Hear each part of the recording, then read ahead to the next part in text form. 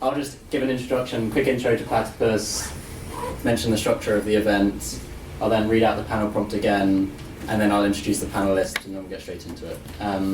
So, Platypus. The Platypus Affiliated Society, established in December 2006, organises reading groups, public fora, research and journalism focused on problems and tasks inherited from the old 1920s to 30s, new 1960s to 70s, and post-political 1980s to 90s left for the possibilities of emancipatory politics today.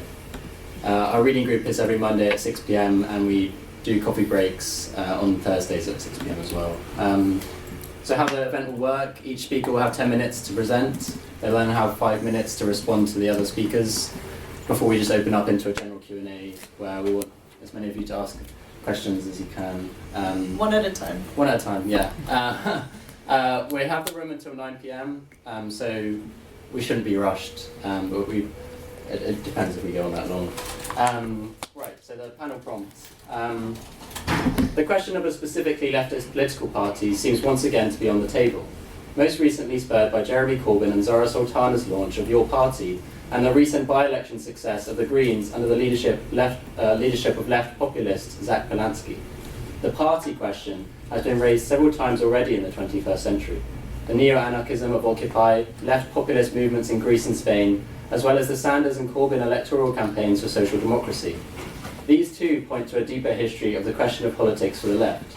Chartism and the emergence of the proletarian party, the conflict between anarchists and Marxists in the First International on the question of social versus political action, the mass social democratic parties centralised in the Second International, Lenin's vanguard party of a new type, up to the counterculture and social movements of the new left.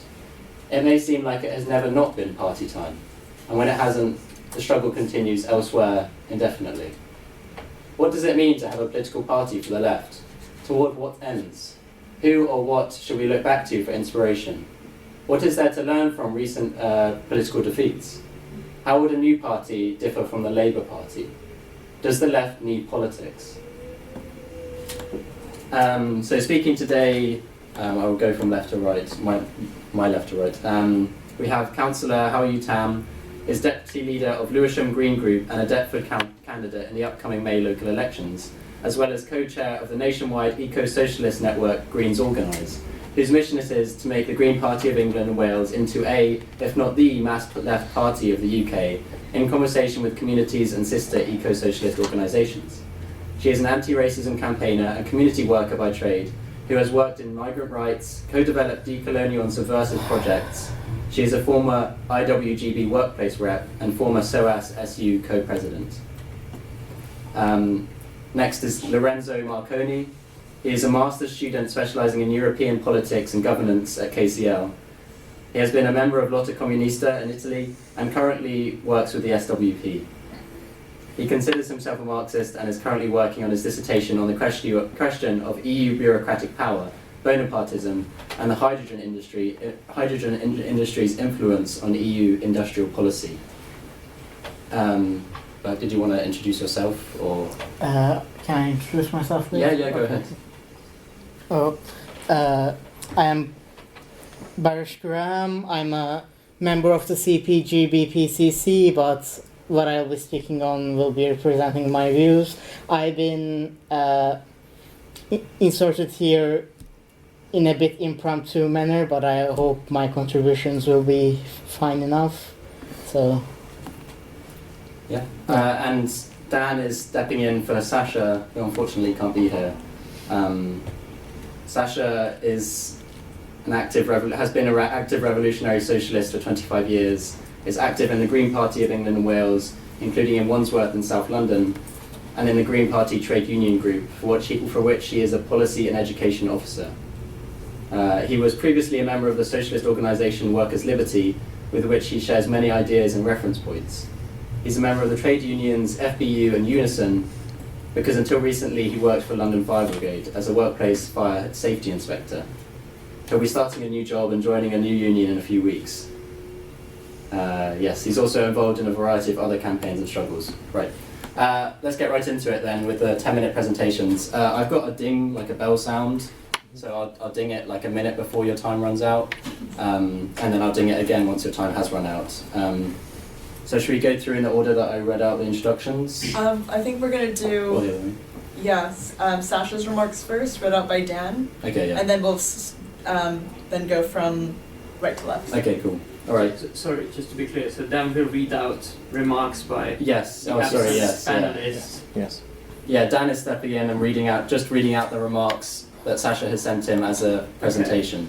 And to underscore, I am neither Sacha Ismail nor a member of the Green Party, so for that reason, I will not attempt to take Sacha's place in the Q&A and will excuse myself from the panel after I've read out the remarks, but we thought it important to at least share what Sacha intended to contribute to the opening remarks of the panel.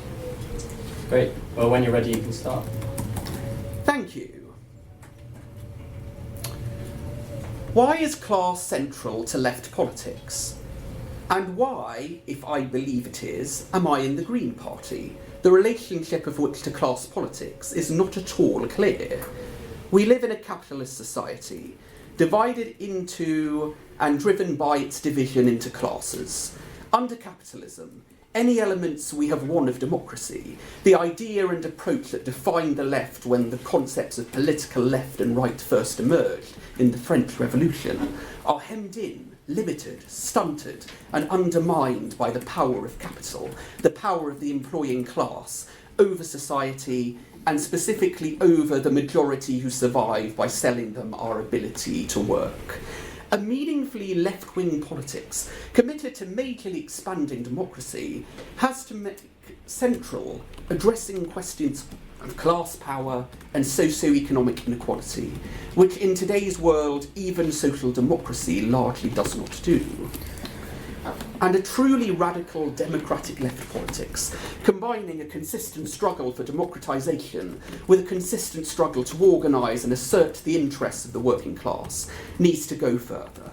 It needs to develop a radical criticism of capitalism as a system, an advocacy of an alternative system resulting from working class self-liberation.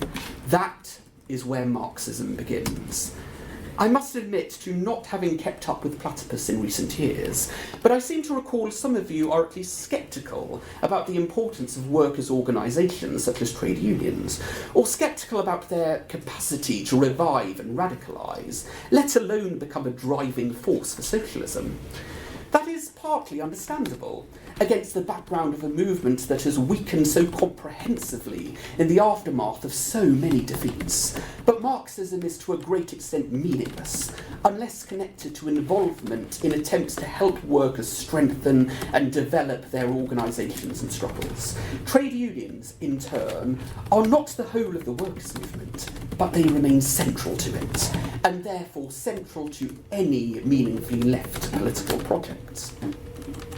I want a socialist political party heavily connected to the workers' movement and worker struggles, seeking to organise a coherent drive, including in workplace and industrial class struggle, politically and ideologically, for the interests of workers and oppressed people, for radical democracy, against capitalism, and for a new society in which workers' interests, democracy and human freedom can flourish.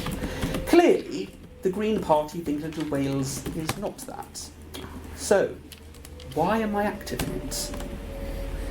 There is no such party in the UK, or anything close to it.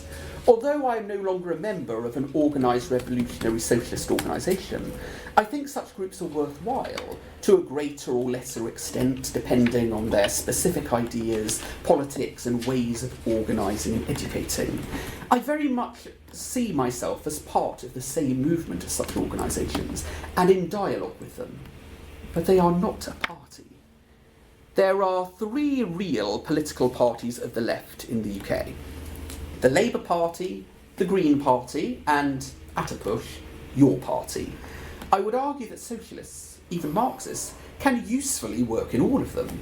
The Labour Party, with its horrendous bureaucracy, deeply pro-capitalist and neoliberal leadership, and much degraded membership and social base, is, on a number of levels, not really a party of the left at all.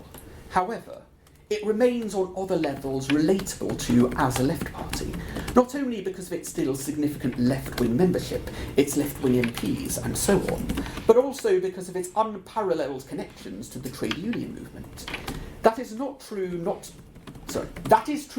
just in the sense of the direct affiliation of many of the most important unions, including left-wing unions, to the party, but also the political intertwining of the Labour, capital L, and union worlds.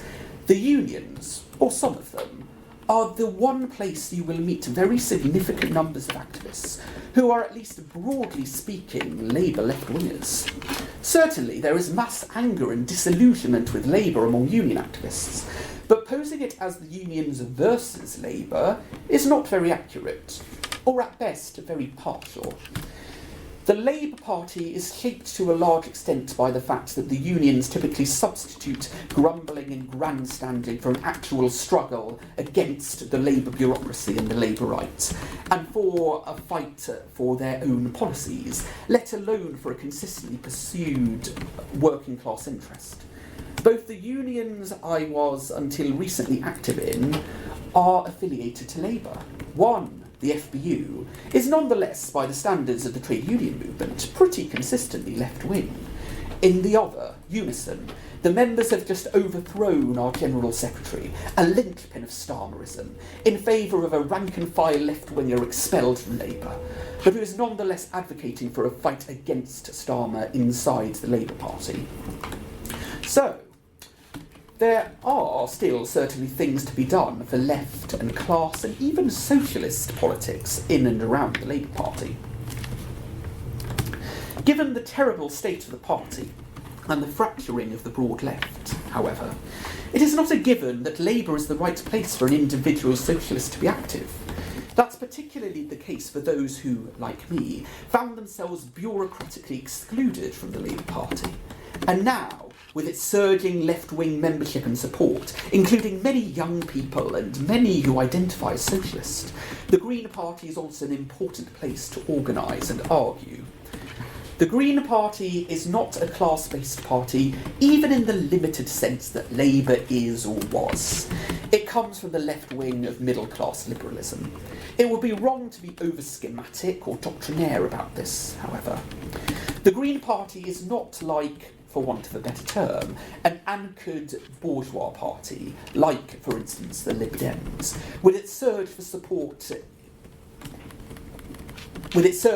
support, its voter base has become significantly more working class. Moreover, with its surge in membership, very significant numbers of trade unionists and other kinds of working class activists have joined the party. The Green Party Trade Union Group, of which I am an officer, has experienced a parallel surge in membership, with thousands joining and groups forming in a variety of unions and industries. I don't want to overplay any of this, but it is significant. Despite the popularity of the label socialist in the Green Party, political and ideological debate there is, for the most part, pretty rudimentary.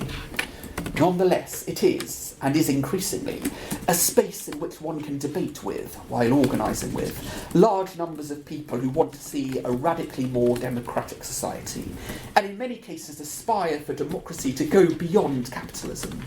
I don't think socialists should sniff at that.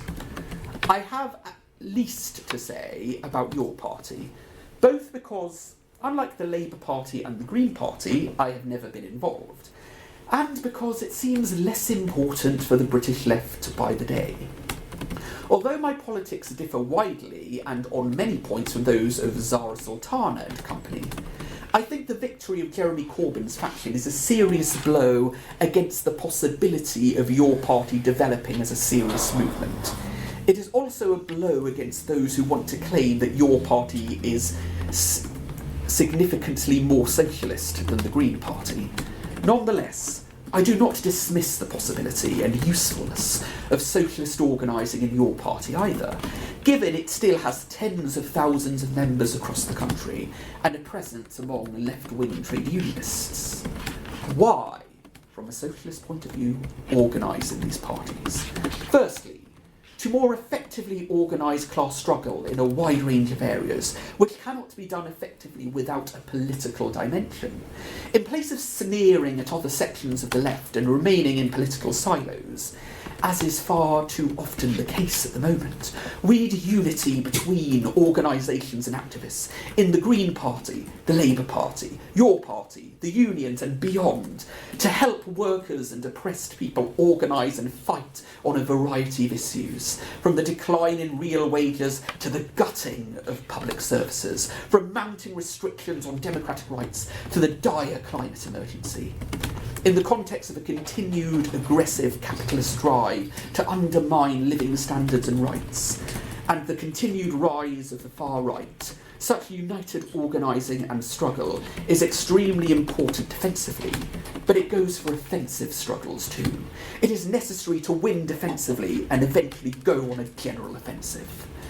It is worth adding that even if we did have a large revolutionary socialist party, in fact, even if it had a majority of the working class supporting it, the need for united front organising and struggles would not disappear. And secondly, how will we go beyond such struggles to even put winning socialism back on the agenda of discussion, let alone move to a point where we can actually win it? Only by intersecting Marxist debate with discussions taking place in living workers and other social movements and among significant numbers of active people, and only by testing our ideas in the fire of struggles, which also means testing them in the relationships, both cooperative and argumentative, of the widest possible sections of the left. The fact that there is no clear path to a mass class-based socialist party is not a reason to withdraw from either class struggle organising or really existing left political movements. It is an argument to keep taking opportunities to organise wherever we can, and meanwhile develop and test our ideas and arguments in the course of the struggle. I want to conclude by flagging up a few outline ideas for the kind of party we need. Also, therefore, providing measures for the different existing parties and parts of the left, and guides to what we should do in them. 1. It should be a party oriented to supporting the rights and struggles of the exploited and oppressed, with parliamentary and electoral politics firmly subordinated to this. Its leaders and representatives in politics should not get material privileges significantly different from those of the rank and file members. 2. Developing this consistently, it should fight for socialism. The overthrow of capitalism by the workers' movement and its replacement with a new, far more democratic system based on collective ownership, production for need, and a sustainable relationship with nature. That obviously implies opposition to all forms of Stalinism and bureaucratic socialism. 3. It should be an internationalist party, emphasising and seeking to realise the common interests and struggles of the exploited and oppressed in every country. That implies consistent anti-imperialism, rather than campist politics opposing only some imperialists. 4. It should seek a strong relationship with the workers' movement, including the trade union movement, whatever exact form that takes. 5. As a necessary condition for meaningfully anti-capitalist and socialist struggle in politics, it should be a democratic party, controlled by its members, not by a bureaucracy or by politicians. 6. It should seek to develop a culture of debate and education among its members, taking theory and history as well as immediate politics seriously. 7.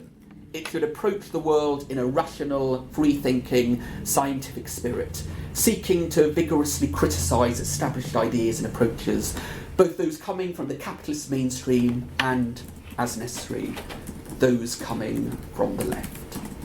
Thank you.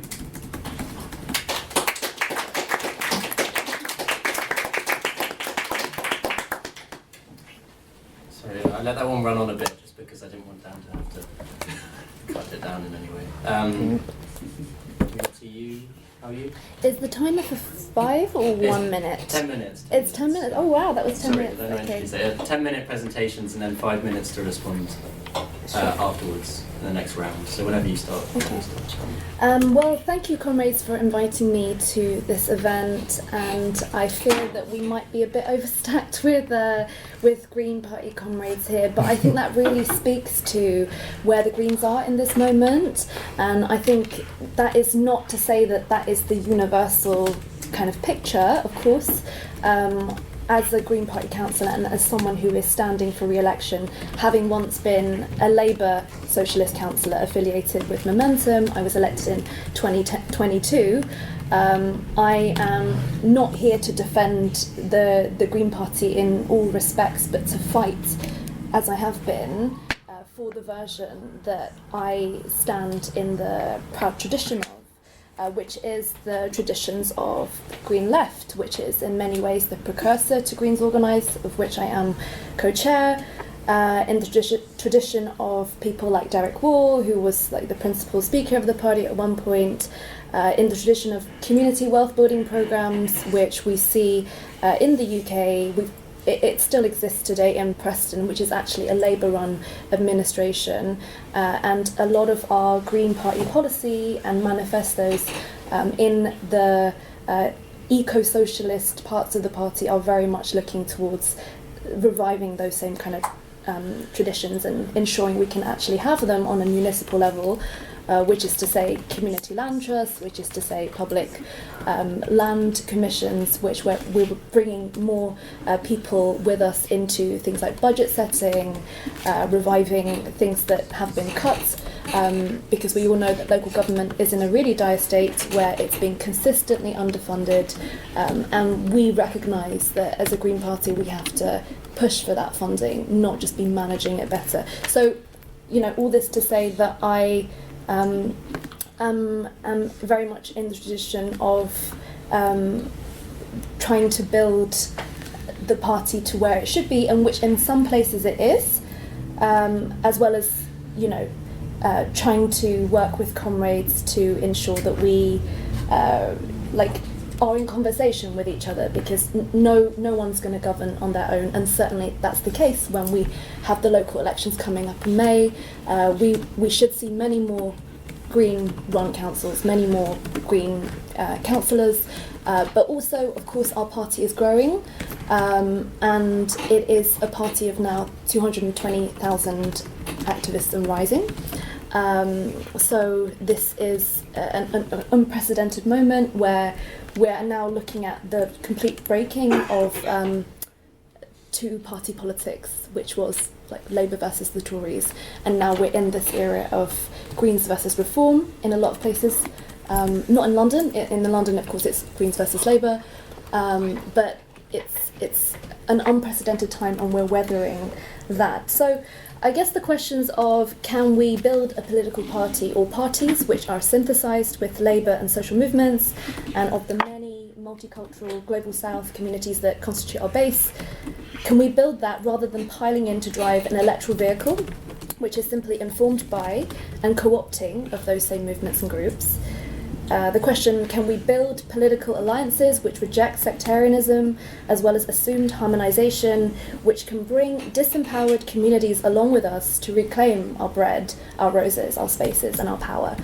Can we build a resistance as well to the traps of racism, classism, patriarchy, ableism, transphobia, which have infected a lot of so-called progressive parties and Marxist organisations? Can we do that? I think these are the questions that Greens, Independents, your party, and unaffiliated comrades, well, the best of your party, I would say, unaffiliated comrades who are serious about the mission ahead of us, which is, of course, to defeat the far right in the guise of reform, but also on the streets, also in the forms of restore.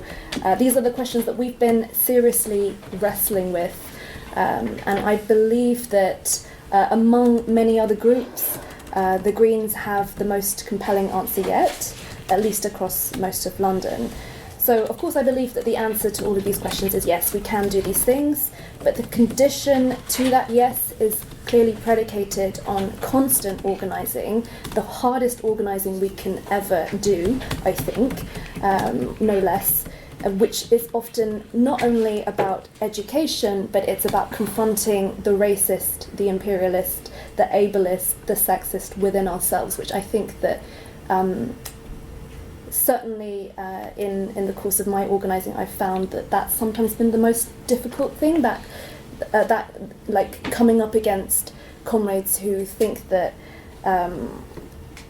reading and think that I think adopting positions can somehow replace the actual soul-searching work, which is really painful sometimes, and which we're really seeing play out in the Green Party, which is like gone. Well, and we've seen it play out in your party as well, because in both kind of spheres, you've seen, in your party's case, it went from a non-starter for years and years and years to catalysed into existence by Zarah Sultana's more or less kind of impulsive, but I think initially quite positive interventions to actually push it into being something like a state of reality.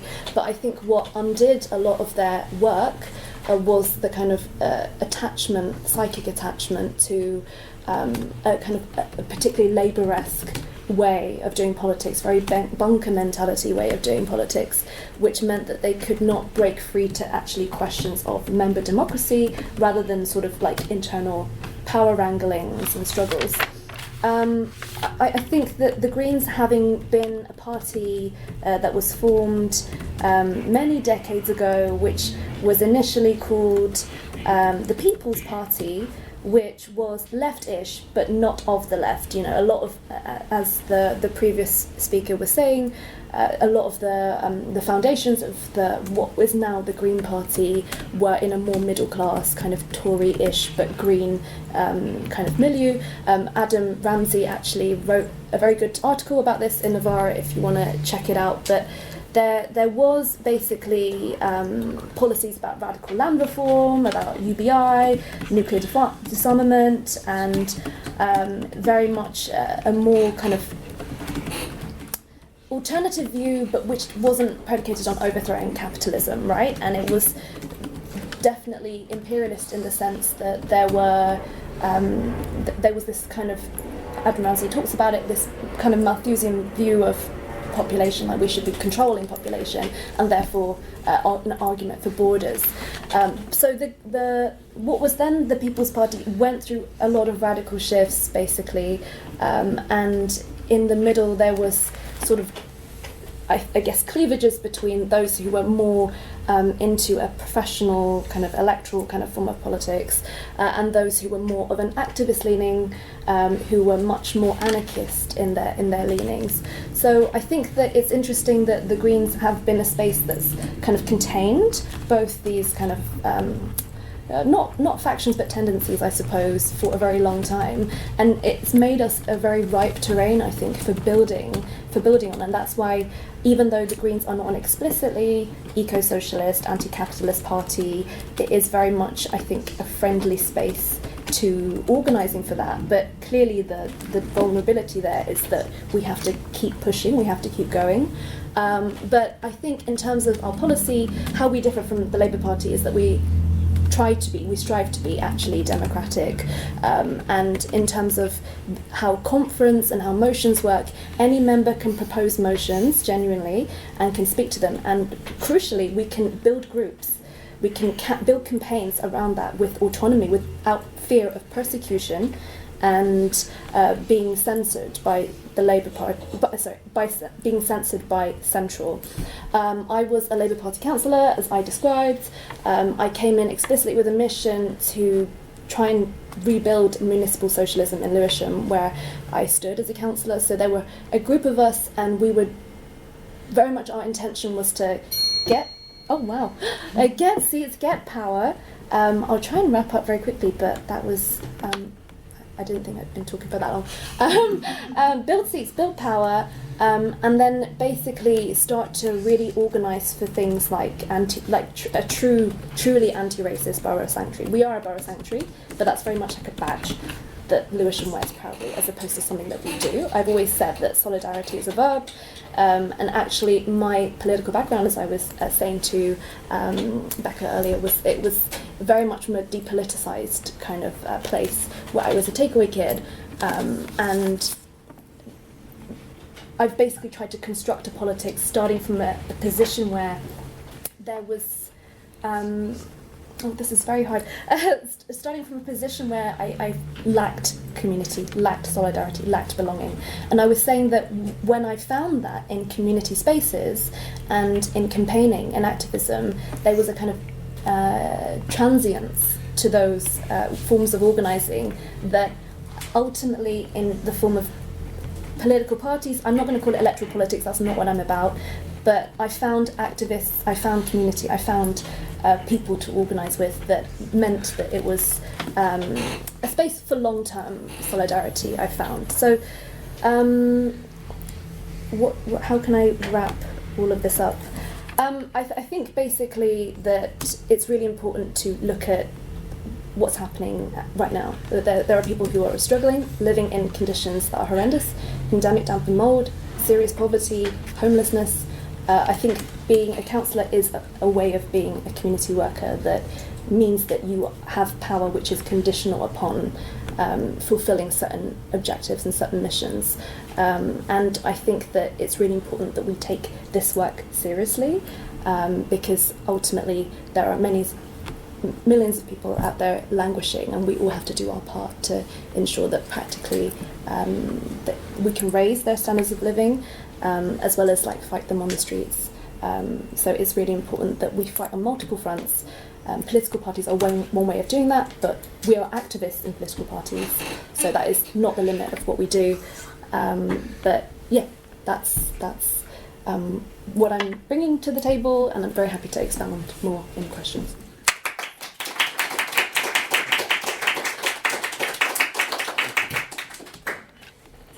Okay, so I will start. Okay. Okay, I think I will kind of break with the panels for a bit right now, because I want to bring more first a historical position. I will just represent at the best of my position the specifically Italian left communist position on the question of the party, and to do this first, I'm gonna bring a bit of history before. During 1921, there was a split between the Italian Socialist Party, between the maximalists and the communists, where the maximalists represented this wing of the Socialist Party, which were saying that were ready for revolution, but then in actuality they delayed and were much more in with the reformists at the time. And as such, the leader of the party at the time, the leader of the fraction, Ortiga, split from the party and created this independent platform. Why did he do that? Why there was this split between a socialist party, and why did they think that they were actually the genuine representative of the working class or working class politics? The thing is that for him, and in general for the Italian communists ever since, the party has a role that is vanguardist. There is the absolute vanguardism in this sense. So the party is the organ not of the whole class, but of the most advanced fraction of the class. They were defined as ultra-Leninists on this point. There was even a quote saying he was more Leninist than Lenin himself. Where the question of the party in this sense is adherence to a program, and it being a role, it being the lead for the revolution. And for him, the invariant program, so there is no need for changes in the Marxist doctrine, because as it was historically developed, Marxism is a rule of is the instrument that was given to the working class by the development of history. That means that there is fundamental principles which cannot be compromised on, which is political independence, the absolute intransigence in collaboration with the other parties. So there is absolutely no possibility of cooperation with the other parties that are bourgeois or leftist parties in general, because what he means by that is that there is only a communist party, which is the representative of the historical spirit of the working class in a certain sense. The question is, what should a party do in this sense?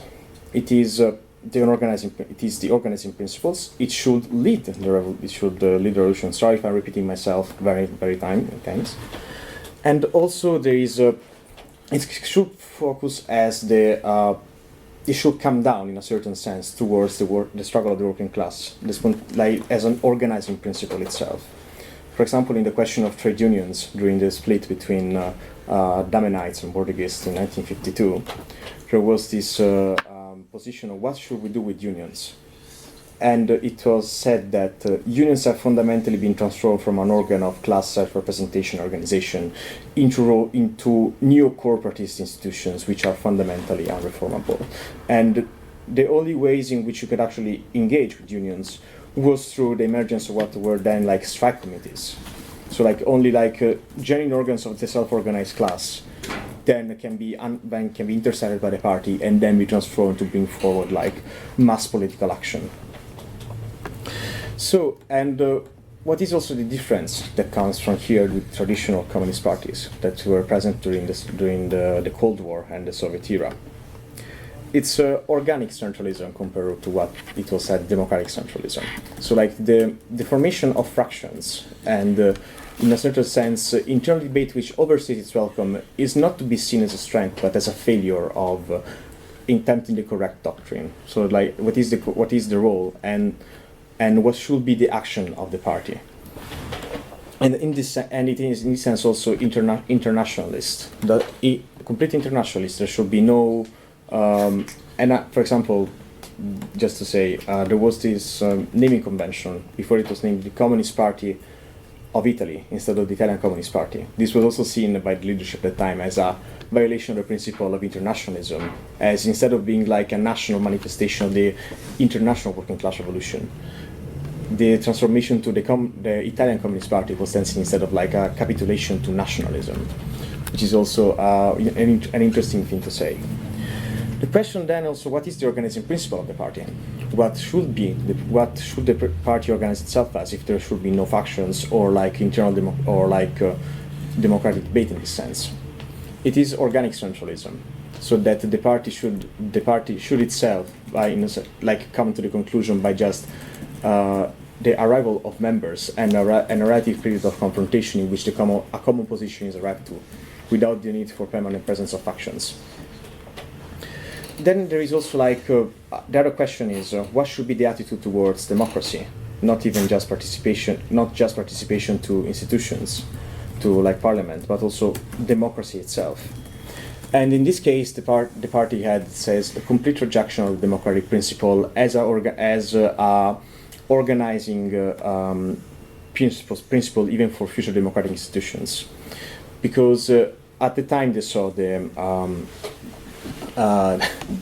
communist revolution in Russia and the formation of Soviets as a negation of democracy, because democracy is in this case meant as the principle of legal equality under the law, and equal right of representation. While in this sense the party is also organic, as it represents the interest of a class, not the whole people, it's not representing the interest of the petty, does not represent the interest of the petty bourgeois, not the capitalist, not the lumpen proletariat. It represents the working class, the proletariat. And so the organ of self-organization, which was the Soviet, was then going to be like the combination of executive, economic, administrative, and legislative power, which goes away with the separation of politics. And in this sense, they also negate any kind of, they do not consider any kind of party, in a certain sense, they don't want to engage in politics, because politics for them is the administration of the bourgeois state. And as a communist party, there is only complete and total opposition to the bourgeois state in all of its institutions.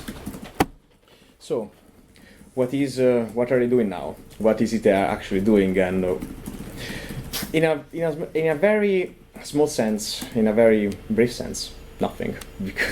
Why is it that?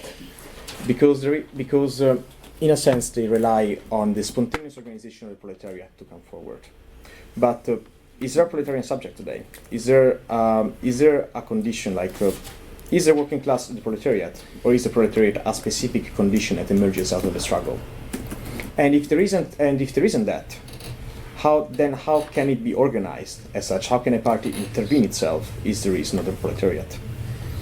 If there is no sociological condition for it to come and fulfill its historic role. So the party, in this sense, is just like lives as historic memory, as it was stated before, as this party which then organizes the period of proletarian action. And And now going back to the conditions today, I do think that we are seeing some movement. I do think that there can be a sense in which a kind of proletariat is forming. In the question of anti-imperialism, there is the left communists are also divided on this position because they viewed that colonial struggles were essentially national consolidation struggles, which were historically progressive. So Palestine, in a sense, is some communists, left communists, will not even support it because they see already with Israel the formation of the national market is complete, and so their main principle should be the organization of the proletariat, of the Israeli and the Palestinian proletariat in the case of the specific question of anti-imperialism, and also in general, like geopolitics and many of the topics that we talk about on the left should not even be considered actually like topics that the party should engage on, because. What is the purpose for a proletarian party? To preoccupy itself with geopolitics. That is the state craftsmanship, and actually the how do you say? Is why should the proletarian party purview the role of the state? Why should they put in the role of the state and actually organize themselves to fight against some better? They would organize themselves as revolutionary defeatism, but how can they be revolutionary defeatist if you're not currently engaged in a war? How can we, other than maybe organizing strike actions against maybe boycott and actually imposing tariffs on the imperialists, on the states who are actually like killing proletarians? And so this is the general position. What should the party of the left do? Wait. This is basically what we're saying, and go on to be propositive once there is actual possibility of a proletariat emerging, which would then be ready to fight for its own liberation conditions.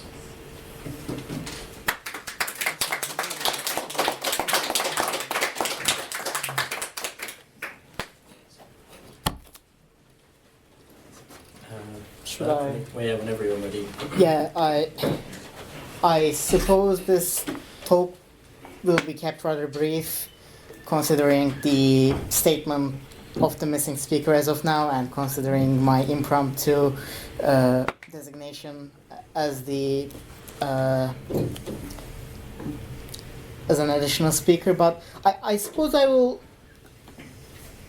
will keep this within a largely narrative sense, in that this is just one point of view, one personal observer could look at through the history of the left. But I think it is largely a correct one, and largely one which covers the general outlines of the left from about its start in the French Revolution to write about the Soviet Union and the new left and the contemporary quote-unquote left of today. So I suppose I will start with the dialectic between the French Revolution and the pre-political communism. What you saw in the French Revolution was a great confluence of politics opening up to the masses and to the organized classes on the upper stratas of society, that is the petit bourgeois, the bourgeois, and even additionally classes below them, the petty workmen, and so on. And what you saw in this confluence was an emergence of both a political and non-political left. With the I suppose, or more so a proto-political left. With the proto-political left, what you saw was a la the Montagnards of 1793 and Robespierre, a left that focused on classical democratic issues such as virtue and direct democracy, a la Athenian democracy, I suppose you could say. Quite funnily, actually, there's an anecdote that there were so many elections to be had in Terror era France that the turnout of the populace eligible to vote was very, very low. But anyways, what what you saw after this terror was the Thermidorian reaction and the emergence of a communistic left which was anti-political and saw in the principle of equality the ultimate emancipation of the whole of society. This is one of the first instances where the whole of society as the whole of humanity and not just the polis of ancient Athens or ancient Greeks, these city-states come in. You know, the principal representative of this tendency would be Babeuf and his conspiracy of equals, initially opposed to Robespierre, but Babeuf came to admire Robespierre as one of the first communists, I believe. I'm not sure if he would use the word communism like that, but you can correct me on that. But this conspiracy of equals failed, and for a long time communism in Europe, in France, and in Germany was consigned to anti-political communist leagues and various utopian thinkers. This is also the era where you saw utopian socialism arise as a non-political tendency. This is sort of where Marx himself also found himself in the era of the 19th century. He was initially a liberal, but sympathetic to radical, quote-unquote, radical liberals and to pre-political communists. But what this brought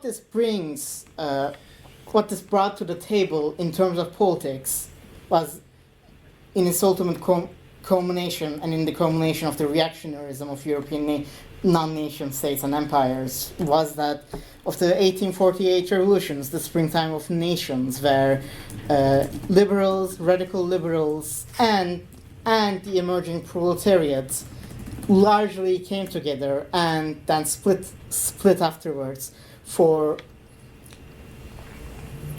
a revolution demanding political rights, rights of nations to self-determination, rights of people, and in one of its most important forms, the economic rights of the people and of the proletariat. What was the importance of the 1848 revolutions for Marx? Was the necessity of the proletariat as betrayed by various liberals and even radical liberals of the 1848 revolutions to come together and formalize themselves in a mass proletarian organization, a la a political party. Of course, there is, just in a narrative sense, if you read Bruno Leopold's work, Citizen Marx, he identifies Marx's phases in this as initially supporting very radical non-political communism, but slowly coming out to find political communism and social republicanism as the forms of organization which the proletariat should take. But that is an aside. Then, what Marx's writings and Marx and Engels' conception of political communism saw also in its culmination was the organization of socialists, communists of the Marxian sense, and anarchists in the First International Working Men's Association. The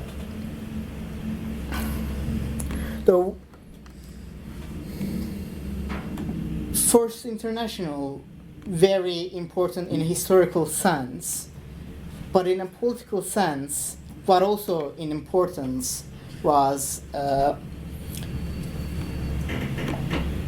the International's debates on various questions, most importantly in the anarchist-Marxist split within the International, which saw anarchists reject politics altogether or accept it in an essentially deformed form, a la Bakunin's invisible dictatorship, and the acceptance of the Marxists and even the non-Marxists of the ideal and the necessity of a political party of the proletariat, or at least the lower classes. What you also saw in the First International was the principles of internationalism, which before was largely left in a non-theorized form, but I will skip that. So, the historical period in the right around and right after the First Internationalist gathering found itself, well, you had the Franco-Prussian War, which after essentially quasi-reactionary Bismarcks and Bonapartist, Napoleon Bonaparte III's France fought in a war, and when the French Empire lost, the National Guard of Paris, in collaboration with Parisian working men and Parisian non-working men, threw away the politics of the French Empire and found in the Paris Commune a working body composed on the principles of radical democracy and of the quasi-abolishment of this French standing army. Now, the Paris Commune failed, obviously, but as I aforementioned before, what Marx, Engels, and I suppose various others found itself most important in the formation of the Paris Commune was the question of the state. And the question of the state... the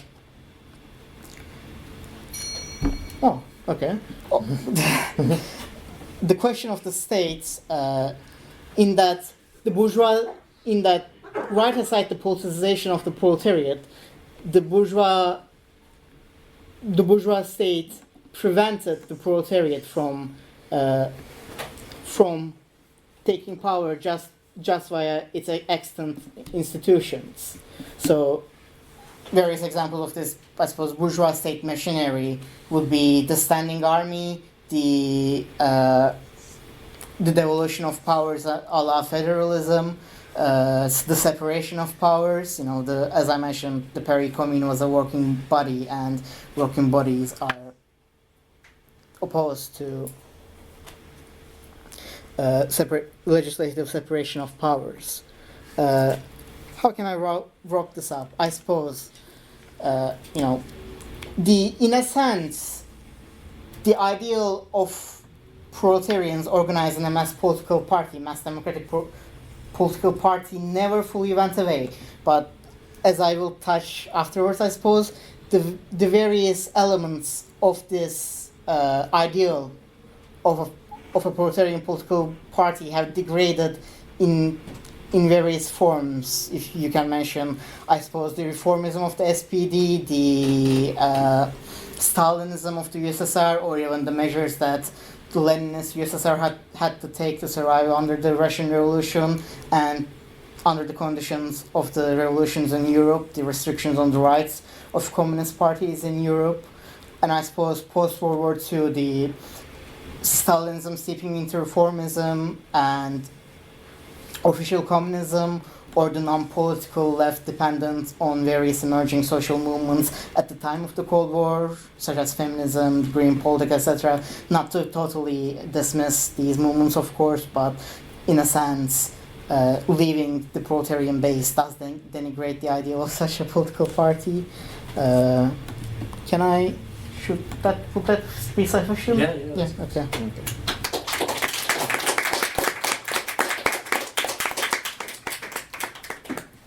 Great. So now we'll move on to replies to the other speakers. So you will each have 5 minutes just to respond to whatever you want to the other speakers have said. And this time I'll just ding the bell once your time is up. And then we will be done. Yeah. So we'll do the same order again. Hau-Yu, do you want to start us off? Is it okay if I just focus on questions from the audience, because I think some of that was a bit dense for me, if I'm very honest, and I think because I'm spending a lot of my time doing like elections campaigning and all that, like very you can kind just of. speak like this if you Oh, want to okay, as a okay. response. You don't It's have Oh, to. right. You don't have, it doesn't have to be Direct. Oh, okay, theoretical right, structure, right, just right. like what you feel like. Yeah. Okay, that's very fair enough. I think this is always Have a sip out of mine. there's Okay, I will clean Sorry. it. Sorry. Yeah, not at all. I think that like you, both of you gave really kind of historicised and scholarly contributions, and mine is not like that at all. It's very sort of contemporaneous and kind of constructed off of like community work that has been happening for the past few years. And I guess, if I can be frank, a lot of the I admire a lot of what was kind of shared, while feeling a kind of maybe alienation from it, having, as I said at the beginning, come from a background where this is not kind of part of how we spoke to each other, and how my first experiences really were in like community centres and on the streets and in protests. So I think that maybe my contributions are a bit different, and they're more about sort of like a call to action. So I think it's also something, I guess, a lesson for me, something that I need to be looking at more. I've always been meaning to build in more time that I can do more research, more reading, and I think that being in a minoritarian party trying to actually fight for this change, and also to kind of do a level of political education that is very much around policies and municipal socialism. I think the things that do fall down, besides my personal hobbies, are things like reading important texts and relating to them. I guess I'll leave it there really, but thank you both for. Okay, now I'm going to feel incredibly rude though. Okay, I think I have some problems, I think, with the Green Party, like your party in general, like, because especially in their organization, I would say, because I don't know if this is like actually a sustainable model for action, like, because I've seen many times so that there is like this tendency for like activist parties or like new parties that come in just like basically rely on a small set of super organizers that then just like burn themselves out. This is a more practical way.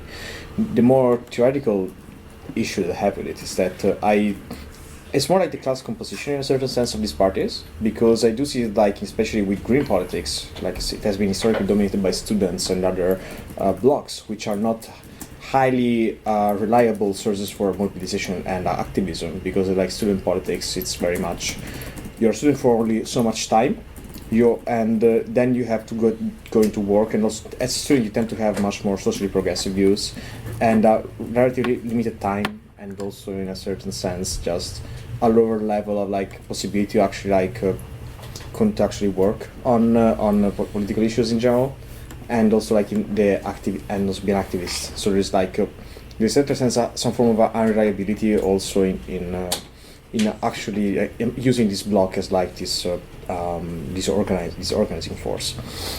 The other question is that I think that there is too much of a focus on like actually managing the state and even like municipal institutions, because if we are actually willing like to build like a party which represents a class or that is like in fundamental contraposition to the current state of things, why should you care about like managing the state? Why should we care about managing the bourgeois state itself? Like I don't see the point, also because like if you want to like in a certain sense also like participation in parliament, I think there is in a sense this act that simply just as we've seen like also historically just like in the long run corrupts like the workers' movement into like, and kind of ossifies it even like with the trade unions. Like I don't see, trade unions might still be like a source of activism for like managing of better conditions, but then after a while they just kind of become ossified, and in many ways we have seen them like especially in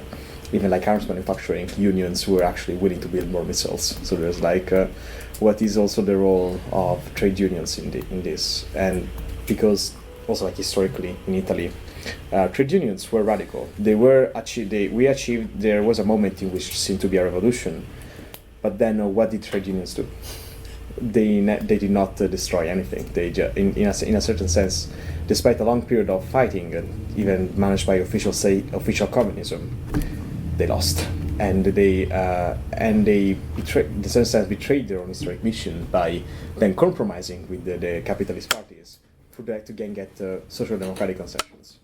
So is that the goal of the movement, just to get a gentle capitalism, to manage the state in a way which then just like makes capitalism more gentle, or is it like to fundamentally break with it?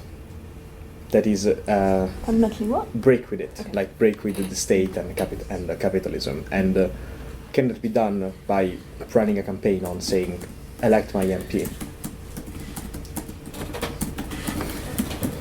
Yeah, I suppose I will also respond to the current political quote-unquote left and the Green Party and the Labour Party as well.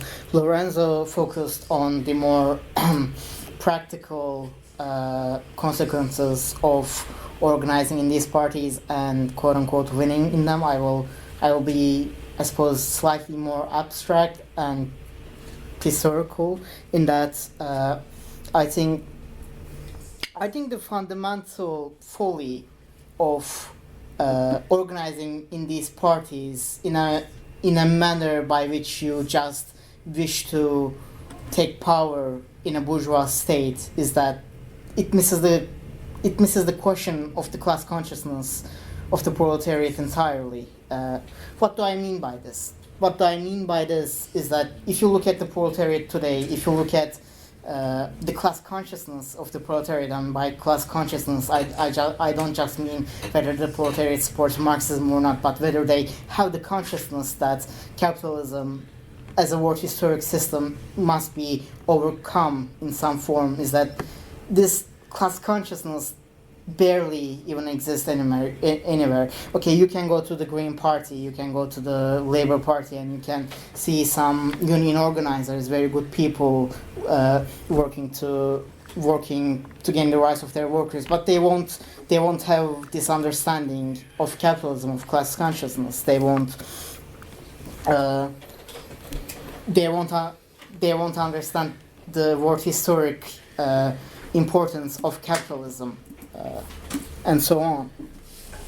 And the other folly of this, of winning power within the capitalist state, of course, there is the question of municipal politics, and I actually will be much more open to organizing in municipal politics, because it does not always bring the question of the executive branch of the bourgeois state into questions such as the police, the military, and whatnot. But say the Green Party, I suppose, the left wing of the Green Party had a parliamentary majority in the next election by, I don't know, whichever percentage of the vote. What would happen?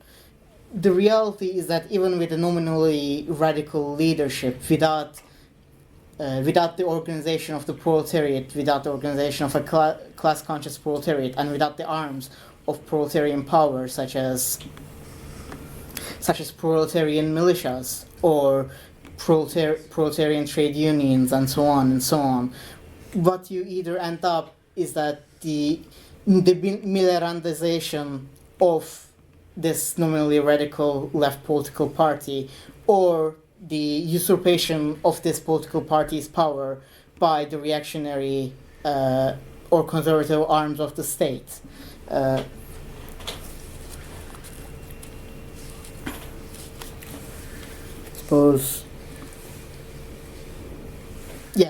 I suppose I will touch, if I have the time, I will touch upon the Green Party and the Labour Party in general. Of course, Labour Party was founded as the Labour Representation Committee, which came out of the initiative of reformist British trade unions right about the early 20th century.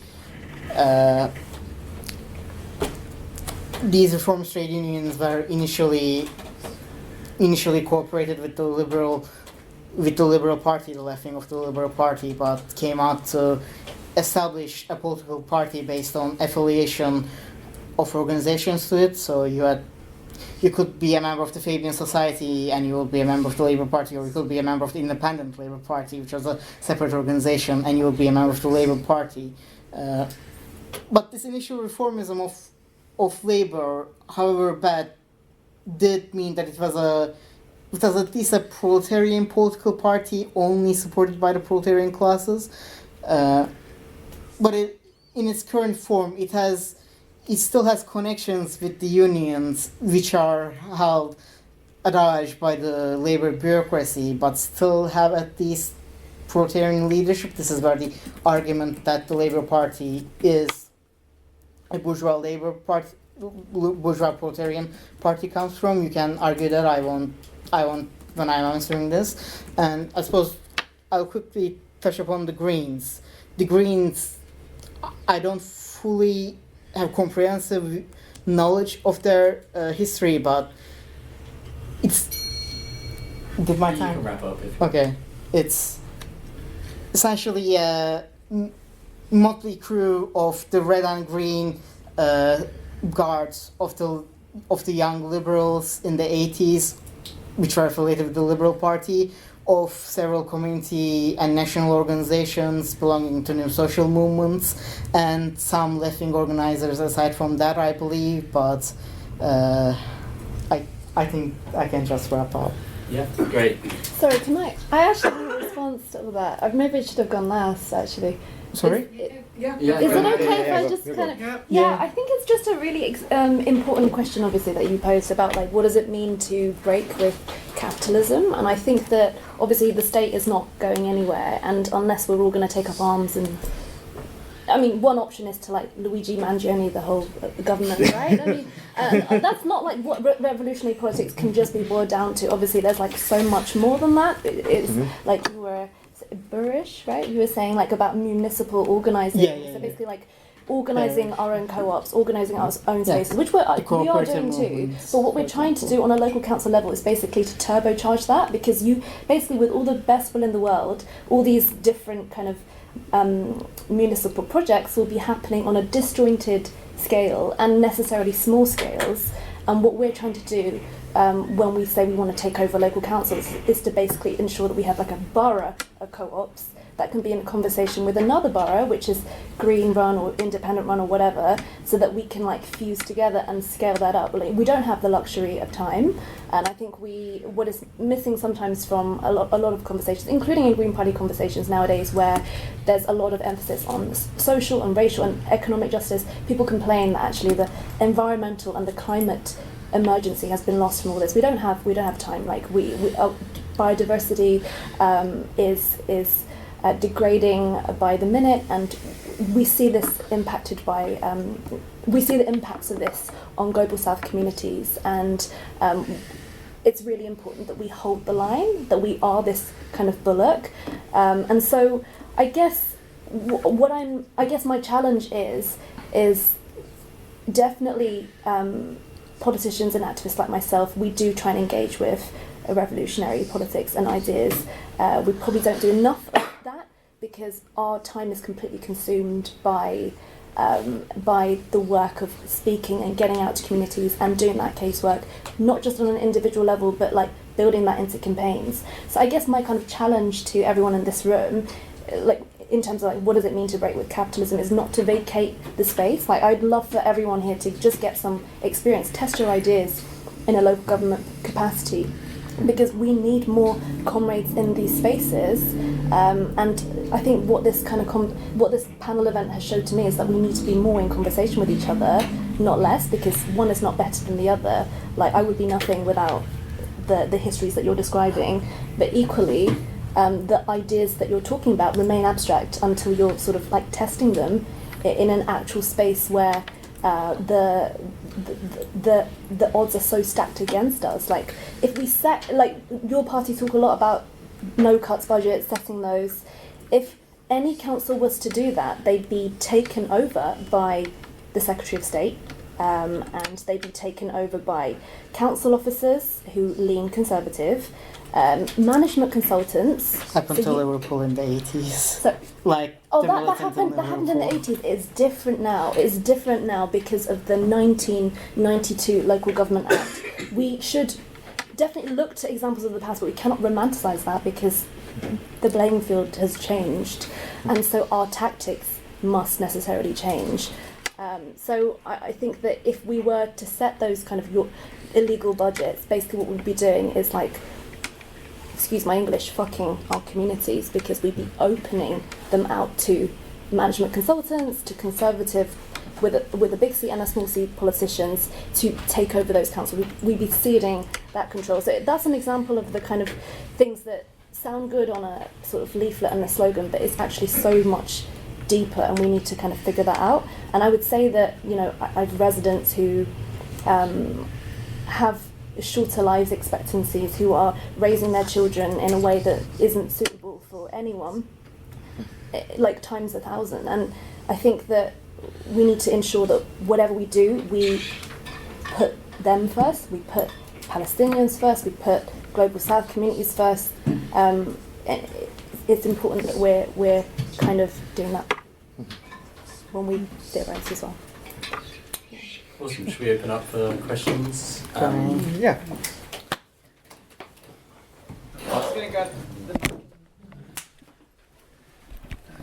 Any questions? Anyone? You can have a big boss. Should we start with big boss? We'll do one at a time, and then you can answer in any way you want. I'll just put it here. Yeah, Oh, just okay, like that, okay. yeah. I have a question specifically target at you, Lorenzo.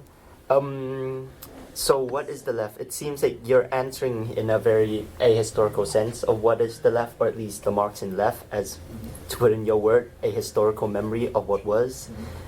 And you say essentially to wait, but what's the point in this case? Because from my own experience and from many experience of many leftists in my age, people who join leftist movement tend to be like, let's just say, to make the world a better place, to change the world, or in a very narcissistic way to save the world in a sense. So like, what is the need for Marxism here? What is the need for socialism here if it's just a relics of the past? If it's like, if it's just useless for now because there's no such thing for you as the proletariat.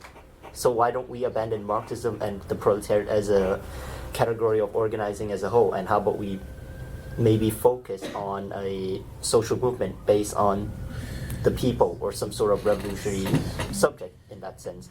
Because let's just say good things did happen without the proletariat leadership. For example, the overthrow of apartheid in South Africa, although that was kind of the job of the African Communist Party, but not really proletariat leadership, but more so national liberation movement.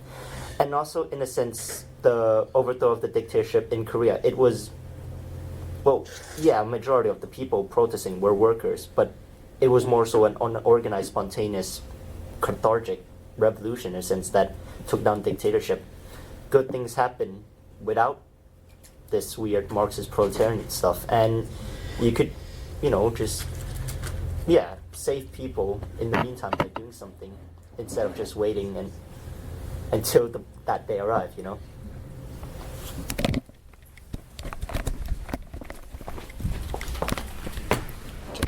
So I thought you were gonna do more questions and. No, it's one at a time. Okay. One at a time. Just leave it like on your And Just if leave it anybody to else the wants to video. respond to it as well, they can. We'll start with Okay. Lorenzo. Okay, I would say, what is the utility of Marxism despite the fact that there isn't a proletarian subject that is emerging right now?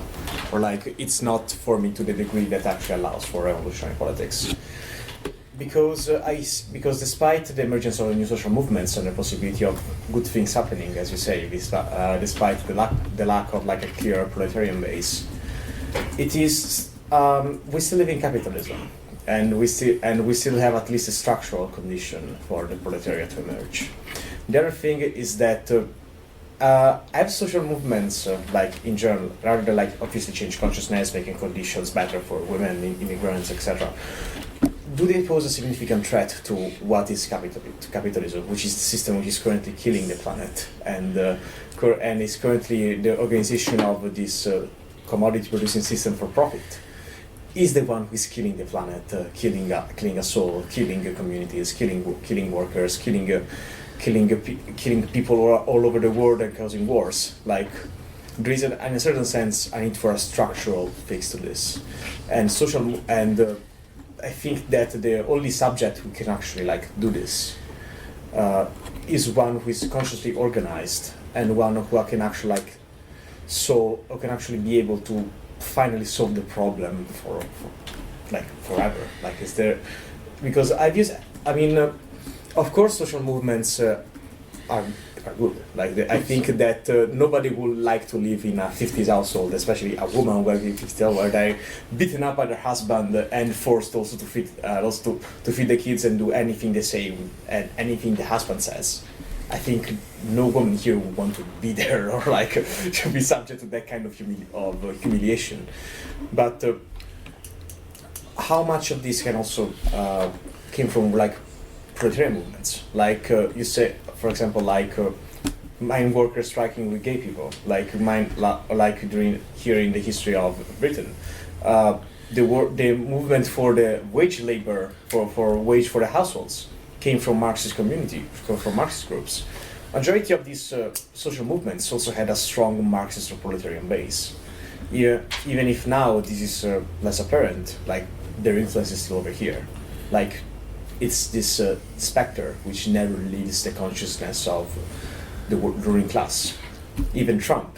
Why are you still calling their enemies communists? Because they fear this.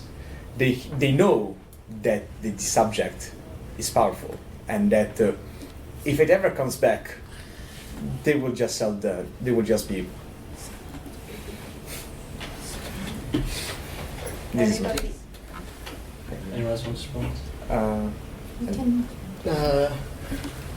I suppose I can just briefly touch upon the question of capitalism and the proletariat. Of course, I think I would largely share the same sentiment with Lorenzo, that the proletarian class as it exists today, both in a purely economic sense and even in a political sense, has not been in the same shape it was since before World War II and even before the fall of the Soviet Union, which is also another question entirely. But I would also share the sentiment that as long as capitalism as a structural system exists, the contradictions embodied in this capitalism likewise exists. And what this means is that however browbeaten and downtrodden the proletarian movement, class, politics may seem, there is this kernel of possibility in the proletariat, in their independence, in their organization, and also in their politics, for them to reorganize and overcome capitalism. Or so to say, the more historic task of the proletariat to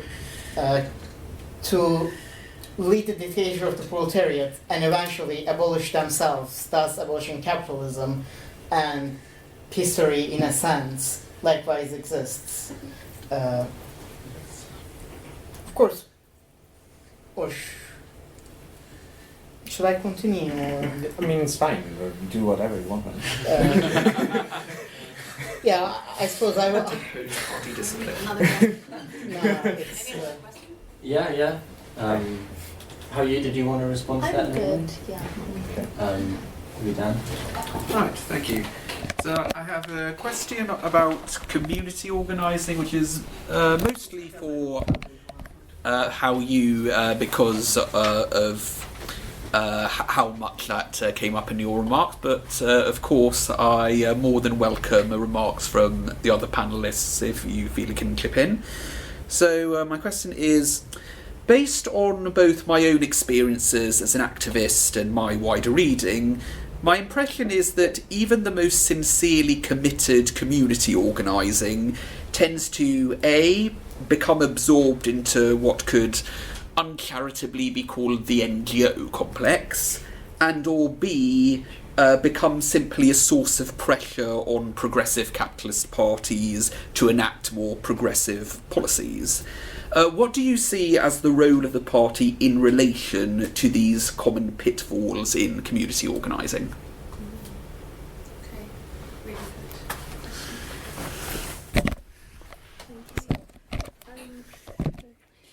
I think it's a great question, right? Because if we are looking at the composition of the Green Party, we're now chugging into life in a big way, but previously I think it was a party that had much smaller numbers and was more of a protest vote, and there were members who were, I guess, disconnected from social movements, unlike now, disconnected from trade unions, more kind of like middle class, more white, more sort of like I guess both and sort of in the more middle class wards where they were urban. So I think this is it's interesting.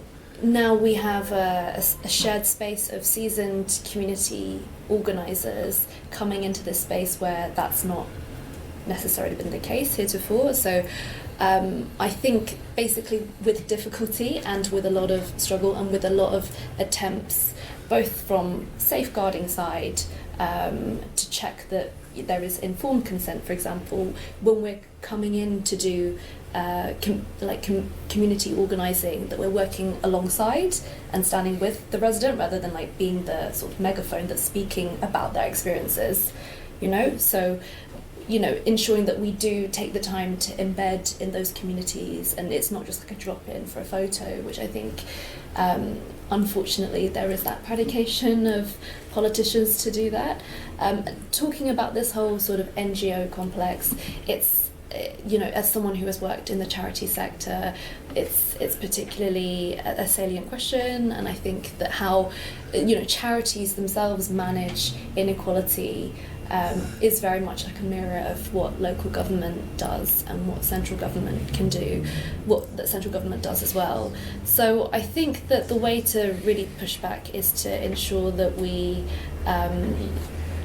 basically give the mic to those community activists. I know some incredible people who are doing that day in, day out, without recognition. They just want to get a bit of support from the local party, and it's like a real kind of dialogue process, sometimes quite uncomfortable for some of the people who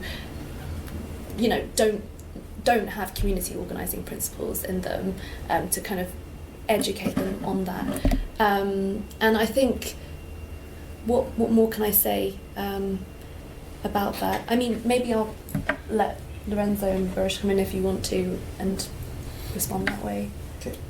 I have to say, I did do community organizing for a bit in my time as like a member of Lotta Comunista, but it was mostly like food banks and like selling newspapers. So I'm not it is. So it's not probably as extensive as your experience, because I never had to deal with the local government. We were just like more willing. We just basically like offering our support to these people who are in difficulty, that needed immediate help, first, especially regarding to food insecurity. So I have less experience in this sense.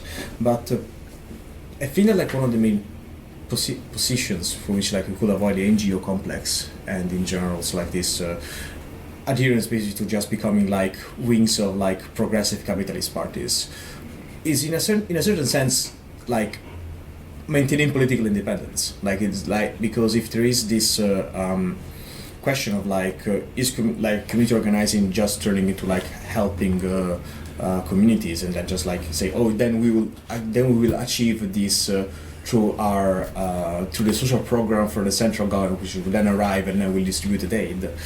I think in a certain sense it's a very tall order, but the party should be the charity itself. There needs to be commitment to maybe a higher part of the resources being given directly to these community organizing events. In a certain sense, how the SPD did it at the time of in the 1890s.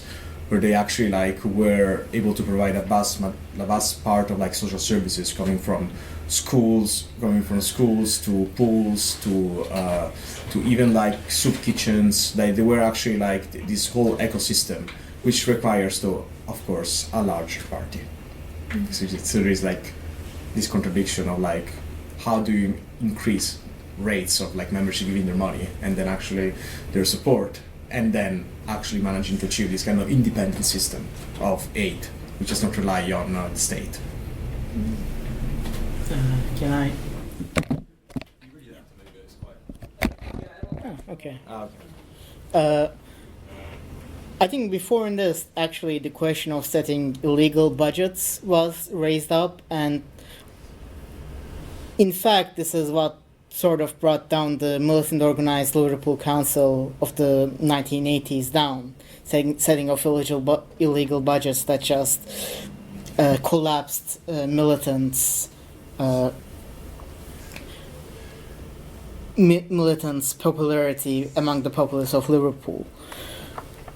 But in a sense, this is how the Thatcher government fought against Liverpool, and the NGO complex, as it was called in this question, and what I like to call the NGO bureaucratic complex, but whatever, is just a form of how the bourgeois state and non-state machinery fights against local organizing after the neoliberal turn.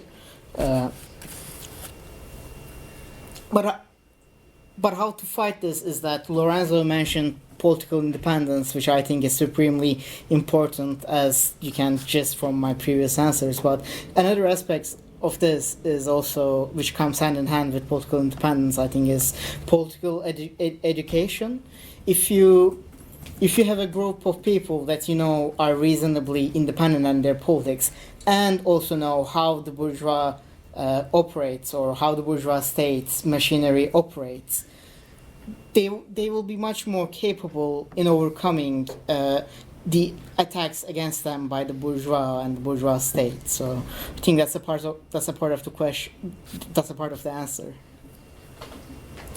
Can I come in a little bit as well? Yeah. So I think these what these comrades were saying is definitely important, having that political independence so that it doesn't become dependent. A lot of the charities that I worked in were dependent on local government funding or grant funding, which also means that they work to project timescales rather than and the objectives that they kind of have to convince other funders to do. And it's a lot more difficult than like some charities which can generate income to some level. But I think that in terms of some political parties, it's obviously not just about door knocking, isn't it? It's also about building like social centres and ensuring that those can be spaces where organising can continue to happen. And I think that, for example, Pelican House in Tower Hamlets, obviously like very independent of any sort of political project, but is a good example of the kind of things that we want to see. We've seen the death of community centres, the death of youth services, the death of places where people can really kind of hang out, apart from places like maybe the pub, whatnot, which it's really important that we, I guess, remove the barriers to community organising being able to reach its objectives. Like I can give an example of in Lewisham, in the south of the borough, there's activists that have been working to keep green spaces part of the public commons, and to ensure that we can have a community land trust, which would mean that we can build more genuinely affordable housing, and this space can be sort of onboarded. But what's happened is they've come up against the local Lewisham Council, who have basically not responded to certain things, meaning that their application time after time fell through. So it's things like this which are real examples of community organising to ensure that we have a biodiverse ward that is can be used by children and young people in one of the most deprived parts of the borough, that the council has then taken the decision that no, actually we're going to not have any of this, so that we can come in and build rubber crumb pitches, which threaten biodiversity, which present carcinogenic risks as well to those who play on them. It's an example of what's been called environmental racism, and yeah, furthermore, they're privatising that land because they're giving it to a school, which is part of an academy. So it's looking at all the tools that we have at our disposal, legal, council, and as well as obviously like what we can do as activists to sort of unlive this community organising and ensure it can thrive. Great. Another question? I think.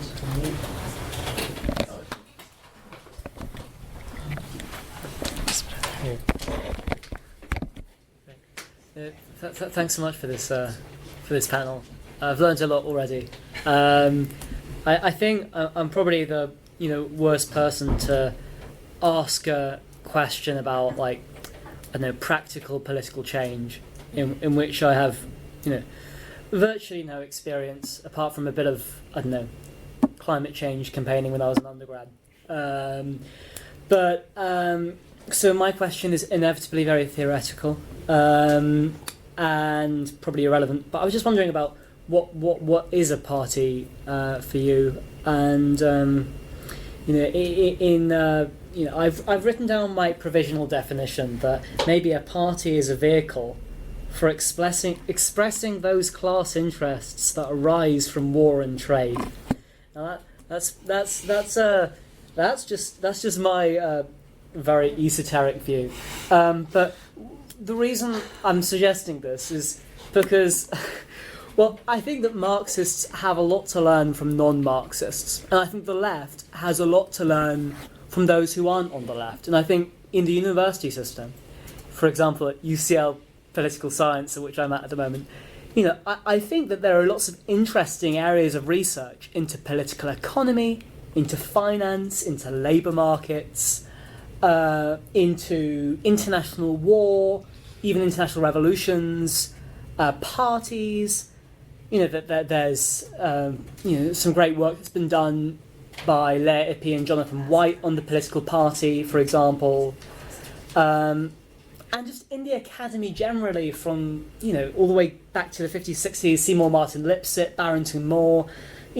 Some of these people were Marxists, some weren't Marxists, but I guess my question is, I guess linked to your question, that to what extent does a proletarian left have to be committed to just being learning from Marxists and learning about Marxist topics? Because I guess, for example, Karl Marx read The Economist, and Karl Marx was very into Hegel and Ricardo and all of these people outside of the Marxist tradition. So, yeah, my question is, to what extent should Marxists learn from non-Marxists, and might this inform how we do party politics? Can we, for example, learn from how the centrists do party politics? Even how the right uses party politics competitively, albeit in a way that we would morally oppose. To what extent should we on the Marxian left learn from those who are not here today? Thank you.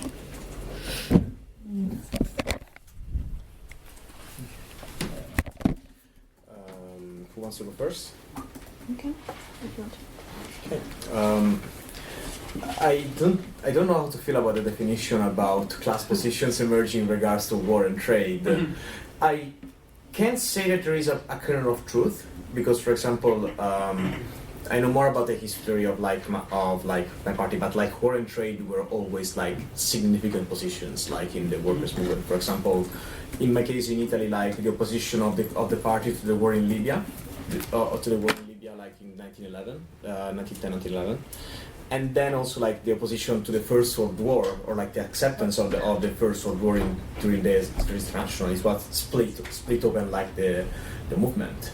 That is true, but if you're talking about fundamental political objectives, then I think this is mostly like the parties of the First and the Second International and the Third International. There was always this question of war and trade, but what they want is supremacy of political power, but not really to impose like a specific trade or defense policy. It was about a fundamental transformation of the of society, or even, for example, like a central-right government will still want to pass like a determined land reform, not necessarily in connected to trade, despite obviously trade being an important part of state policy and war being another one. Is that to which extent should Marxists therefore non-Marxists? I think quite a lot. I actually do read a lot of non-Marxist figures. For example, like Nietzsche. I do read some Nietzsche. Like, and he's like completely against egalitarian politics. And in this sense, he's kind of similar to Marx. And the other thing is that also like non-Marxist academics, like I read like Mearsheimer or like the foreign policy or even the FT. Or even like Marx did read from non-Marxists, Yes. Other than Ricardo, like just even just for geology, general science, like it's not that we don't have to read the proletarian science to be Marxist. I don't think every single Marxist has to read the dialectical biology so then to become a full-on Marxist. But I think that there is obviously room for learning, because they maybe just like writing seriously, not like political economy of jihadists. That is something that like I only know like one Marxist, and he's like a third worldist, like actually like he's interested in. So there's like it's interesting more in general. Thank you. Do you mean Roma Ashlar? Of course. Okay, I will. There's this definition of Marxism I quite like, which goes something like, Marxism is the worldview of politics / history / society from the class position or the standpoint of the proletariat. Of course, the proletariat, you can define the proletariat as just as an economic class, as one can argue that Marx was in Capital, but when you exit from the economic base, class, I would argue, becomes a lot more diffuse, especially when it comes to science and the sphere of ideas. What this means in regards to your question is that non-Marxists and even people hostile to Marxism, anti-communists, anti-Marxists, in their writing, if they are honest enough, or even if they're intelligent enough, can have kernels of truth or truth embodied in them, which are relevant for the proletarian class position. So, of course, as a Marxist, you can and should and even must read non-Marxists to better understand the world around you, the history around you, and what your class position should be. So I will just leave it at that. Can I ask you to say your definition again, just for interest? I'm really sorry. It's really bad. It was obviously meant to absolutely provoke, terrible. but There are people who research, party politics from a Marxist perspective. But I think, party is a vehicle for expressing, those class interests that arise from war and trade. I just insofar as, we think of, for Marx. Ed, we might just give it back to the panelists. that's all right. Thanks for repeating it. I mean, we want to, as parties, really build capacity for people to govern themselves, right? That's what I've talked about tonight. And the whole point of a party is basically its own abolition, just the same way as with just the same way as abolition is about the abolition of prisons and about breaking, disrupting, revolutionising, transforming cultural politics. So we want not to. It's obviously a contradiction, but I guess and it will be a contradiction insofar as there are people who are not on that programme, and that's why Greens Organise, and that's why local parties that are proposing subversive policies that can hopefully lay the ground for more transformative policies are serious about political education, as we have said, and this political education can span from, I guess, things that maybe you guys were reading, I assume, when you were like 10 years old.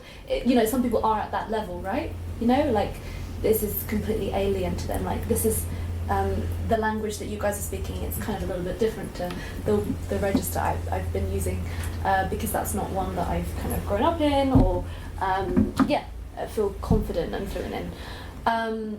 I would say that it then spans all the way to, returning to the thing about managing the state.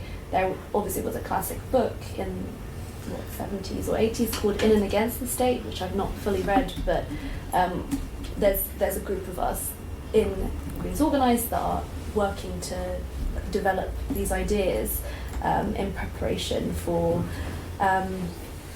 like expanding our organising, which is about what can we do when in power to basically push that power out back where it belongs, which necessarily is a kind of long, complicated process, which we need to do, learning from those communities themselves and from each other. Of course, I think, we speak to all manner of people, we speak to all manner of organisations to inform what we're doing, and a story that my comrade Mohsin Ali really likes to tell is that he was racially abused on the doorstep by someone who I guess was like reform aligned or something, and didn't take it for what it was, even though obviously that's a harmful kind of experience, kept going back, realised that at the root of what this man was doing was an unhappiness about how his life was, and I think it was even a stereotypical issue like bins or something like that, which Mohsin helped to sort, and then that softened the whole kind of dynamic. So I think if you kind of see that as a sort of, he tells the story much better than me, but as a kind of indicative of the fact that a lot of people are depoliticised, are apathetic, feel this sense of despair, which can be radicalised into something really quite virulent, and we've been seeing that successfully play out. So we are learning from Reform about how they do politics. They're tapping into people's emotions. They're saying whatever the hell they want, and it's resonating with people's anger and their kind of sense of like hopelessness and homelessness and despair. So we're learning from that in as much as that is the anti-model to how we want to do politics, but that informs obviously our populist approaches, which in some places can be, I guess, superficial, but not what we're aiming to stay at, because we want to reach hearts and minds, not to win votes, but to change lives. Thank you.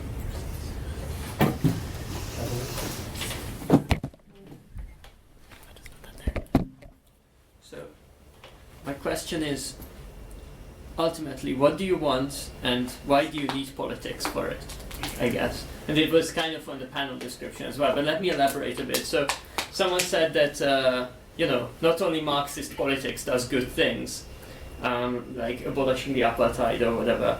I would say not only social movements do good things, not only politics does good things. I would say, you can, some businesses do good things. Like, it's great that there are grocery stores. There wasn't always grocery stores. It's and of course it's done by corporations for profit, whatever. But still, they organize the workers in the grocery stores into providing food for everyone for super cheap in historical terms. It's great that there are, there are buses. It's great that there are, houses and skyscrapers and banking apps and whatever. Like, all of these are like amazing things. So not only politics can do good things, right? So why politics to pursue your aims? Because, for example, you mentioned that Pelican House is like a really nice thing. I'm not sure Pelican House would exist if all the founders of Pelican House went into like local politics and were trying to be councillors and spend all their time. So what if more people just like directly went for the thing that they want, like pick just one thing that makes the world better and just go for it, instead of going through this this thing with a very unclear horizon, because as you said, local government is really tied down. For example, like you're basically forced to raise council tax by 5% every year and then spend it all on adult social care, and that's about it. Like it seems like the horizon is very limited, you know, and even for national politics, you are bogged down by so many interest groups and legacy legislation and whatever, and you know, just the general resistance of civil society to change. That like the horizon is very muddled. And you know, maybe and to challenge not just you, but the kind of avowed Marxists at the table, you know, if you want the next stage of history or like a grand transformation of humanity, maybe you can just like, I don't know, go to a leading AI lab and develop Claude or something, and I'm sure that will thrust us in the next stage of history, in for better or worse. I don't know. So, but it sometimes seems like politics is not straightforwardly the best way to get good things out of the world. It in many ways seems like a very blunt and bad tool to get good things out of the world. Very difficult to control, very unreliable results. Like, why not just go and directly build good things?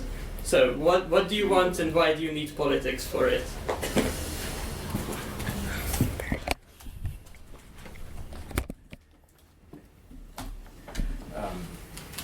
Do you mind if I go Of first? course. Okay. Why I want good things?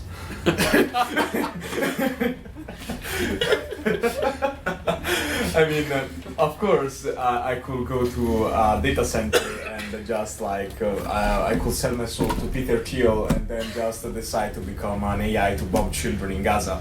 But I would not really want that to be my future. I think there's also a question of, there is a question of like normativity, and that it comes with the question like, why is this a good thing? Like, why are grocery prices so cheap?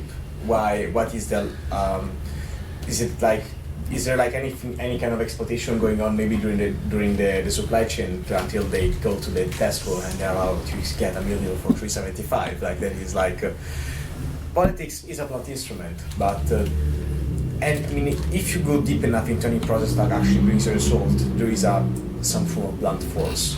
Politics in a certain sense is the most honest one about it. But it's the most honest instrument that shows itself for its bluntness, instead of like masking it. And the other question is like, why wouldn't I just like build Wolfson House? What is the condition which allowed for Wolfson House to become the thing?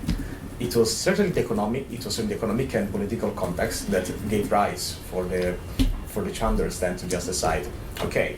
I don't know the story about the house, so I cannot give you a detailed response on why they did it. But I would think that these guys just decide, okay, I have the money, I am a relatively wealthy person, I can afford to like come together, buy this building, and provide a community center. Why did they have the money? Why did they have the possibility to do so? What allowed them? Politics, in a certain sense, is in the background of all of this, and by both being a blunt instrument, it's the most truthful one. If I can say just like a very bad thing, despite it also being convoluted, etc. What is not convoluted, to be honest? Setting up a contract for like the Wolfson House must not have been easy if there was local resistance. So maybe just like deciding to open like a center where homeless people would go by. Think about the homeowners association that at the time might have opposed it. Like it's not so straightforward in a certain sense. In any case, life is not straightforward. Politics is not straightforward. So, why politics? Is the one that is the most large factor. And why would I want an exchange of history? For me, just a question of looking out of the window.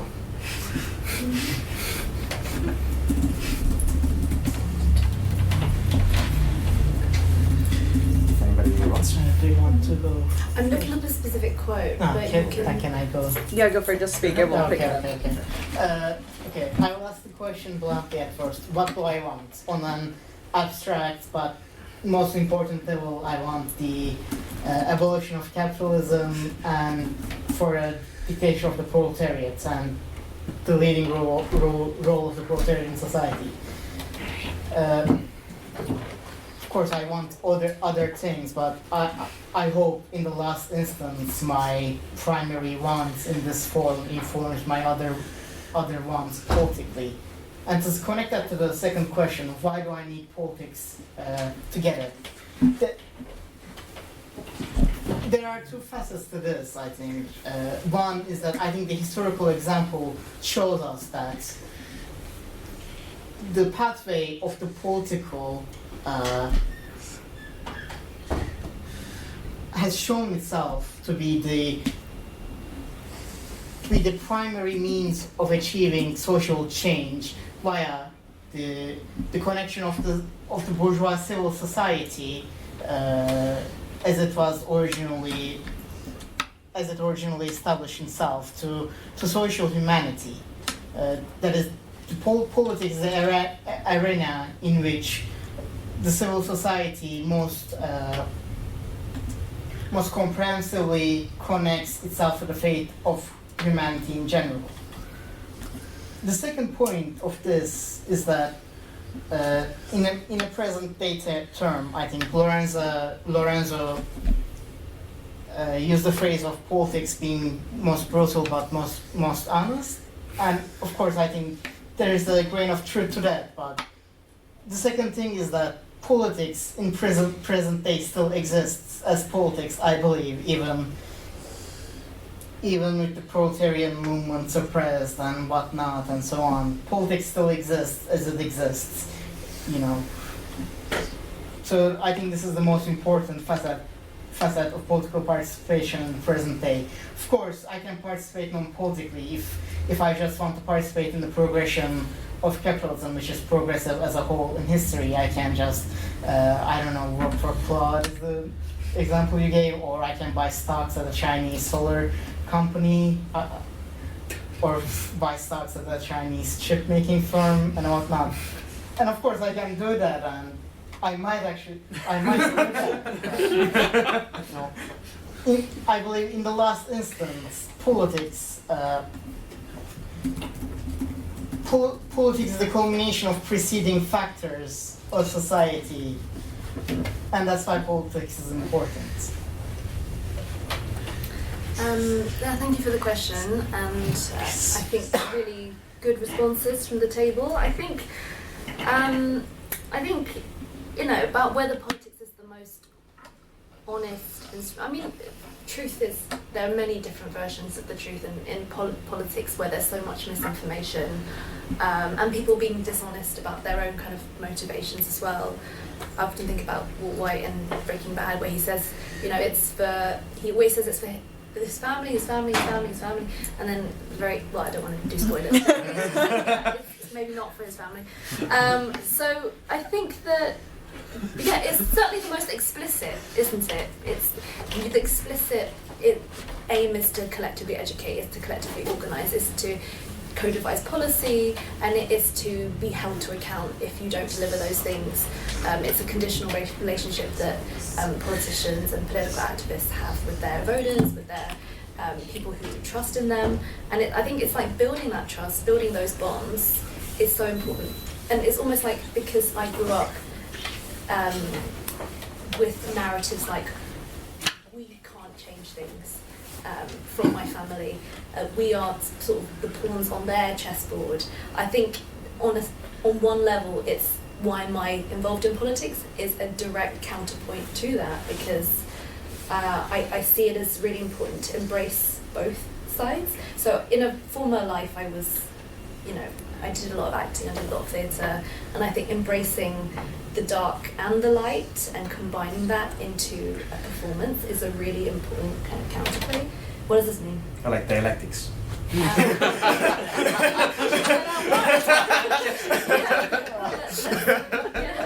like that. I think that, there's that kind of like emotional level, right? But I think it's also a duty, it's that the sense of duty, like why we're in politics, is to abolish bad things, which is a Green Party motto as well. Is the Labour Party want to keep bad things and we want to abolish them. I think Is that really the motto? there's a meme about it. So I'm gonna look it up. But abolish bad things is a Green Party. We've adopted it because Labour were saying this is what you want to do, and we're like, yeah, that's what we want to do. So I mean, and then in terms of Pelican House and like social centres, which I think is a really good thing that we can invest in as like social movements, as parties. That's not only possible because of community organising, but there's many other kind of things which is like a bit beyond the tenacity of organisers. But you know, also maybe a landlord that doesn't want to, you know, tough them out, even though obviously we have a policy in the Green Party that we would abolish landlords and we would not take kindly to people who are, you know, having property empires. So there's many kind of like different factors that come into all this, but we're all different, all our journeys are different. Of course, many people don't want to be councillors. Probably, I mean, I don't want to be a councillor like most of the time. And there will be one day when I'm not one, you know, and there was a time when I wasn't one, and I was very happy.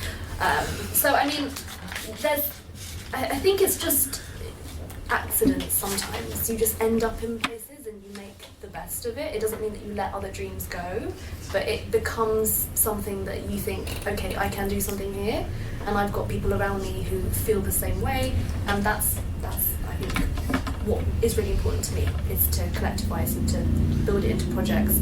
Otherwise, I might be, I think, in a lot more despair, because in the acting world, in the activism world, you're not immune from the kind of the issues that we face in politics. But I suppose, yeah, coming back to what you were saying, at least there's a shared goal to explicitly build a better world and to teach ourselves a way of doing things that in Marxist and socialist politics I've found, but it's been a lot more kind of less advanced in other spheres that I've tried to make things happen in. It's just, yeah, accident really sometimes, but duty too. Oh, sorry, the quote from Enzo Mori, it's, if you look, he's an Italian designer, if you look out the window, he says, if everything you see outside is beautiful and right and you approve of it, there's nothing left to design. But if you look out the window and you don't like what you see, that's when you should do something to change it. Paraphrasing a bit, but I think that's really a thing that I live by. Can I actually ask a question leading on from that? Yeah. I want to push this point. Sure thing. Sorry, Tony. Design was a politician, so I guess he did exactly what I suggested. You just pick a nice thing and do it. Yes, yeah. I think he was a communist, Sorry. wasn't he? Or Enzo Gallo? Enzo Mori. I think so. Yeah, you should. I think he worked for the. I think he worked for the city planning of like Pisa. I think. Anyway, They overruled that. Like, I want to press Gabor's question a bit more. I think because I think like you like oh no, I want to ask like, do we actually want politics? Which kind of comes from that quote as well. Like I want to press you on what your like utopian dream is. Like, what actually would the world, or what would it? What kind of characteristics would the like a free world actually have? And does that even motivate you in your daily struggles or in your theoretical works? Because I think we've heard a lot, like even with Burke, like the dictatorship of the proletariat, like these are very abstract categories, and often they're like negative categories, which is that they're not defined on them by themselves; they're defined against the status quo. Yeah, that's my question. To get at like, is there a utopia that motivates you, and does it involve politics? Like, do we actually want politics? And also kind of get at like the panel prompt, like the struggle continuing. Like, is that actually what we want, or do we want to achieve a position in which the struggle doesn't have to continue indefinitely? And maybe to bring back like the party, like, does a party need a kind of utopia? Does it need like an ideal world or like a myth to motivate it? Yeah, that's several questions there. Do you want to put that on perfect? do you mind if I go first? Or No, is it, no. Okay, I mean, personally, my idea of what a perfect world would be, it's a world in which we live, I mean, it is like very childish saying like this, but we live all peacefully. Like we just, it will just be like one where politics is not anymore the conflict over, like, it's no longer a conflict which is based on classes, so it's like, it's just humans. There is no more separation between proletariat and bourgeois, and it's organized in a way in which we have a planned economy which provides for everyone's need. Like organized through like highly computerized softwares and algorithms that like decide with human input what should we focus on, and in which like work is reduced to a bare minimum level, with the relatively democratic management in the sense of like the council and the local administration just deciding what it wants to produce, what they need, and everybody just gets it. Like it's despite having, in a certain sense, the abolition of material scarcity would be the utopia. But of course, I know that this is not possible with the current climate crisis. Like this is not, it's not gonna happen. But this is gonna be like what I would like to have, and also like the management. I mean, I basically I've been for the past 2 years about deciding what is it that I actually want, like the future society to look like, and in a certain sense I've come down to the like in a certain sense participatory politics. The economy is planned rationally. I have a say in my work. I can have lots of free time. I can pursue my interest, and I'm not going to die to the climate change. Like this is honestly like my ideal goal. Does it require politics? A different kind, a kind where it's just like based on like some resource allocation, like what we want to do next. Should we build a new park? Should we build a new system? Shall we just I don't know? Shall we decide what is the new? I don't know, if whatever it will be, like just everybody can decide, and without a parliament. That is like and aggregation of like local initiatives in a certain sense. I think that's very beautiful, and I think that the whole thing about thinking and organising almost in negative categories is quite appropriate in the sense that it's hard to imagine these visions. We can, I think, approximate them, and I do see them sometimes in Pelican and in certain co-ops as well, in Lewisham, in Deptford specifically, and I think it's good to basically like keep that in mind, because to be honest, the way I think about it is not so much in terms of I think about things free from racism and classism, but I almost can't imagine what that kind of looks like. So I guess I see parties as a vehicle, or as a kind of terrain or a football pitch where we're kind of doing this work so that we can encourage and empower more people to have their utopias, their dreams. I mean, mine is like very specific to me, and you know, like for other people, it will be specific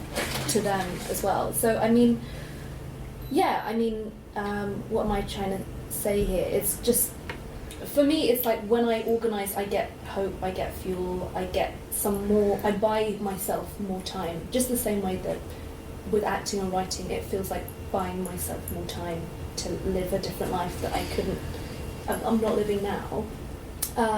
It's buying that time, that hope that we can keep building.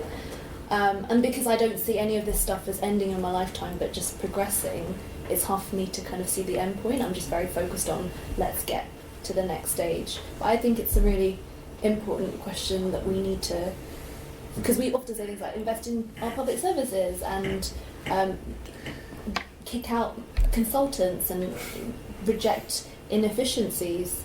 I mean, I get all of those things that we described earlier, like kind of tongue-in-cheek about, we could do this AI thing and we can invest in that. Like, I mean, literally, people can't even put bread on the table, and it's actually not. I don't know, but like we could do these things, but somehow we're just. I don't know what I'm trying to say, but basically that as a working class person, I feel like I'm very stuck along certain groups, and to expand that even would be sort of utopic almost. I think a lot of us have personal utopias which are quite utopian in content and form, but which also is partially communistic in that the fulfillment of the communistic ideal would mean the abolishment of politics.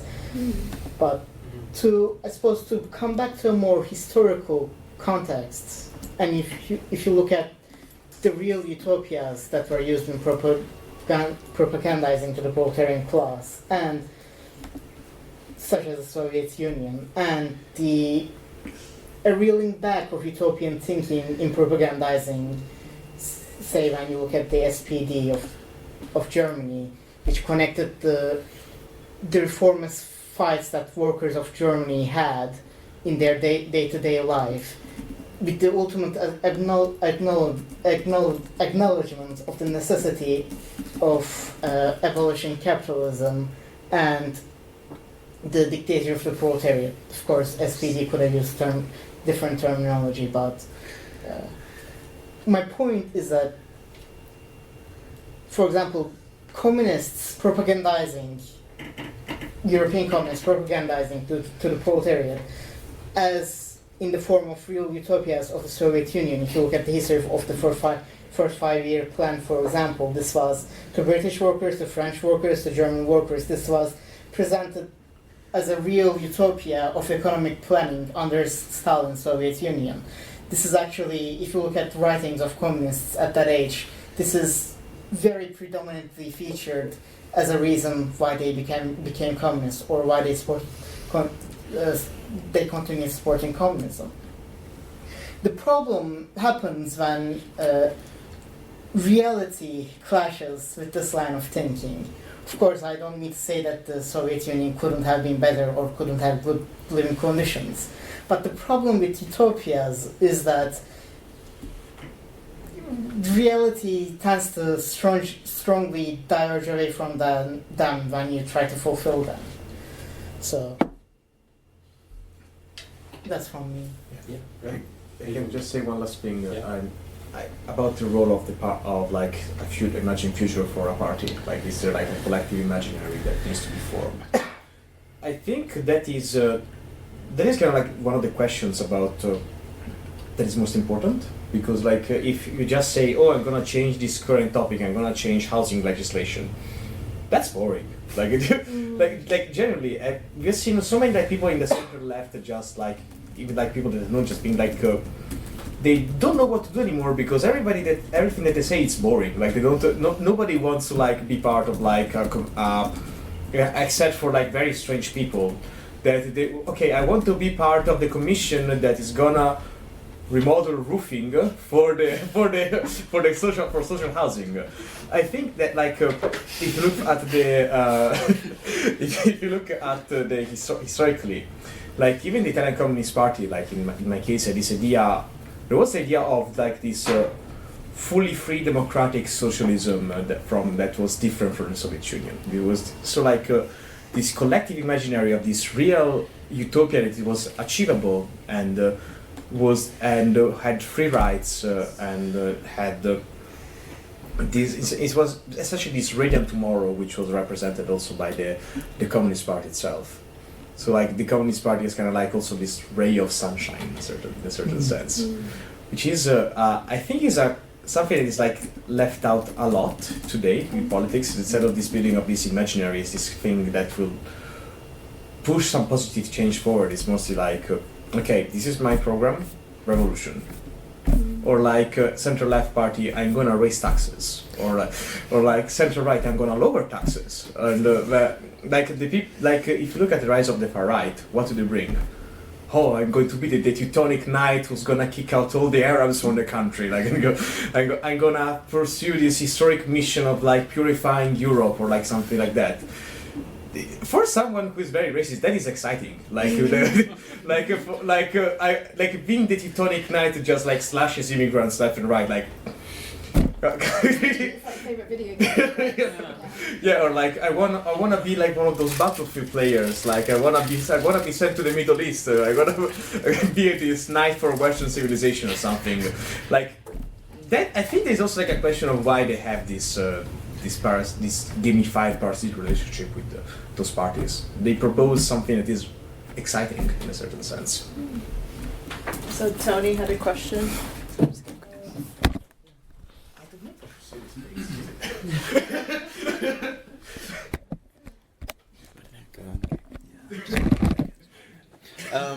Okay, yeah.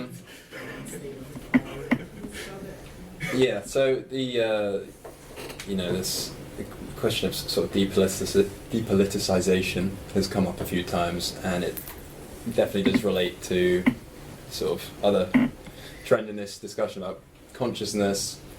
How does the party sort of mediate that sort of thing? How does it get people to understand they need to be involved in politics for this greater good and things like that? And I know how you did you mention at the start, I think in the intro you were involved in Momentum, was that right? Only as a councillor. Oh, only as a councillor. Okay, yeah. Okay, maybe this is sort of to the side of that then anyway. But yeah, there's an interesting question I think in these recent histories of how politics has emerged, how depoliticisation has been broken through. Momentum and Labour, and that moment Corbynism was definitely one such example. Maybe the Paris Commune was another one. You know, very two different historical moments, but you still had some sort of consciousness forming.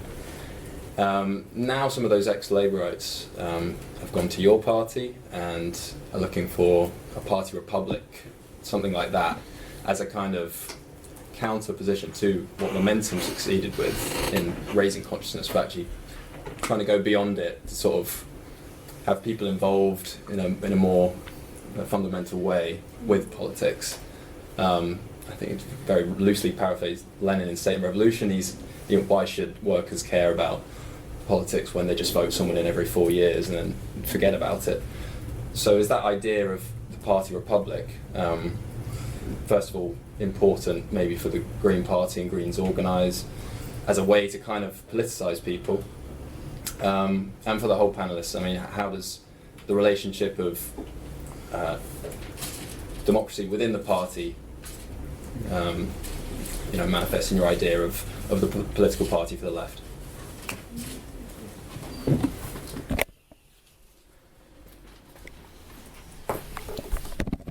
Okay. Have you read the Donald Parkinson argument about it? It was literally called about the party republic. Like how does the social republic, the research of the proletariat emerge out of life inside of the party. But in a sense, I will say that if also following historical example, like in a certain sense, the creation of this organization, this politicization of inside of the party and deep engagement with its problems, with its structures, is what actually brings out in a certain sense, the characteristics, the possibility for a working class to then become like the administrators of things tomorrow. Like if we're always taking for preparing themselves for general administration of things, as it was said. But there's also the question of they said the question of depoliticization, and to be honest, I think that there is a general question is that how many people can you retain inside of the party? Because depoliticization aren't just being a tactic employed by the bourgeois state. It's also a real problem in parties where you can't keep a constant level of commitment. It's gonna be normal that out of the already dedicated, a party is voted by 1 million people. There are 100,000 members. Only 10% of those are actually going to be deeply engaged with the party structures. So it's there is also where it kind of manifests ideas of the vanguard in a certain sense. There is the people who are deeply focused and organized in the creation of the ecosystem of the Party Republic. So in a certain sense, there is an elitist aspect to it, because it's like some people will simply have the time and energy and willingness to do it. So it's like we should see more what is why so many people are not maybe taking part actively in the life of it, or like how can we actually make it so that more people become part of the Party Republic? And for me the question is always like a very like active debating culture, like maybe like not being like always constantly actually engaged in struggle, like I don't know, like letting people rest in many times, because sometimes they're just like burnt out of doing like everything in a week, or like having to like have the whole weight of the thing in place and and discipline. Like it's probably like a very basic answer, but I just think that like sometimes there is just like a simple answer to some stuff. Can I ask what the Party Republic concept? Yeah, maybe I'm like a Your Party like representative here or something, but That's cool. There's this faction within the Your Party called the Democratic Socialists. Is that Archie? And they're Archie Woodrow, Yeah. and maybe he's not actually in the SYP, I'm not sure, but Max Shanley Yeah. and that sort of milieu. So Max Shanley had an article that was quite influential in the development of that, called Towards a Party Republic, I believe, and maybe he was drawing from Maybe I don't know, Parkinson also maybe he resource as well. But yeah, the idea that the party should be very democratic and members should have a lot of say in how it's So multi-layered. What did he say about how the Greens were not democratic in vis-a-vis? I don't think he necessarily pitched it against the Greens. Oh, okay. I was just curious as to how that concept might relate to how the Greens understand how you might understand it.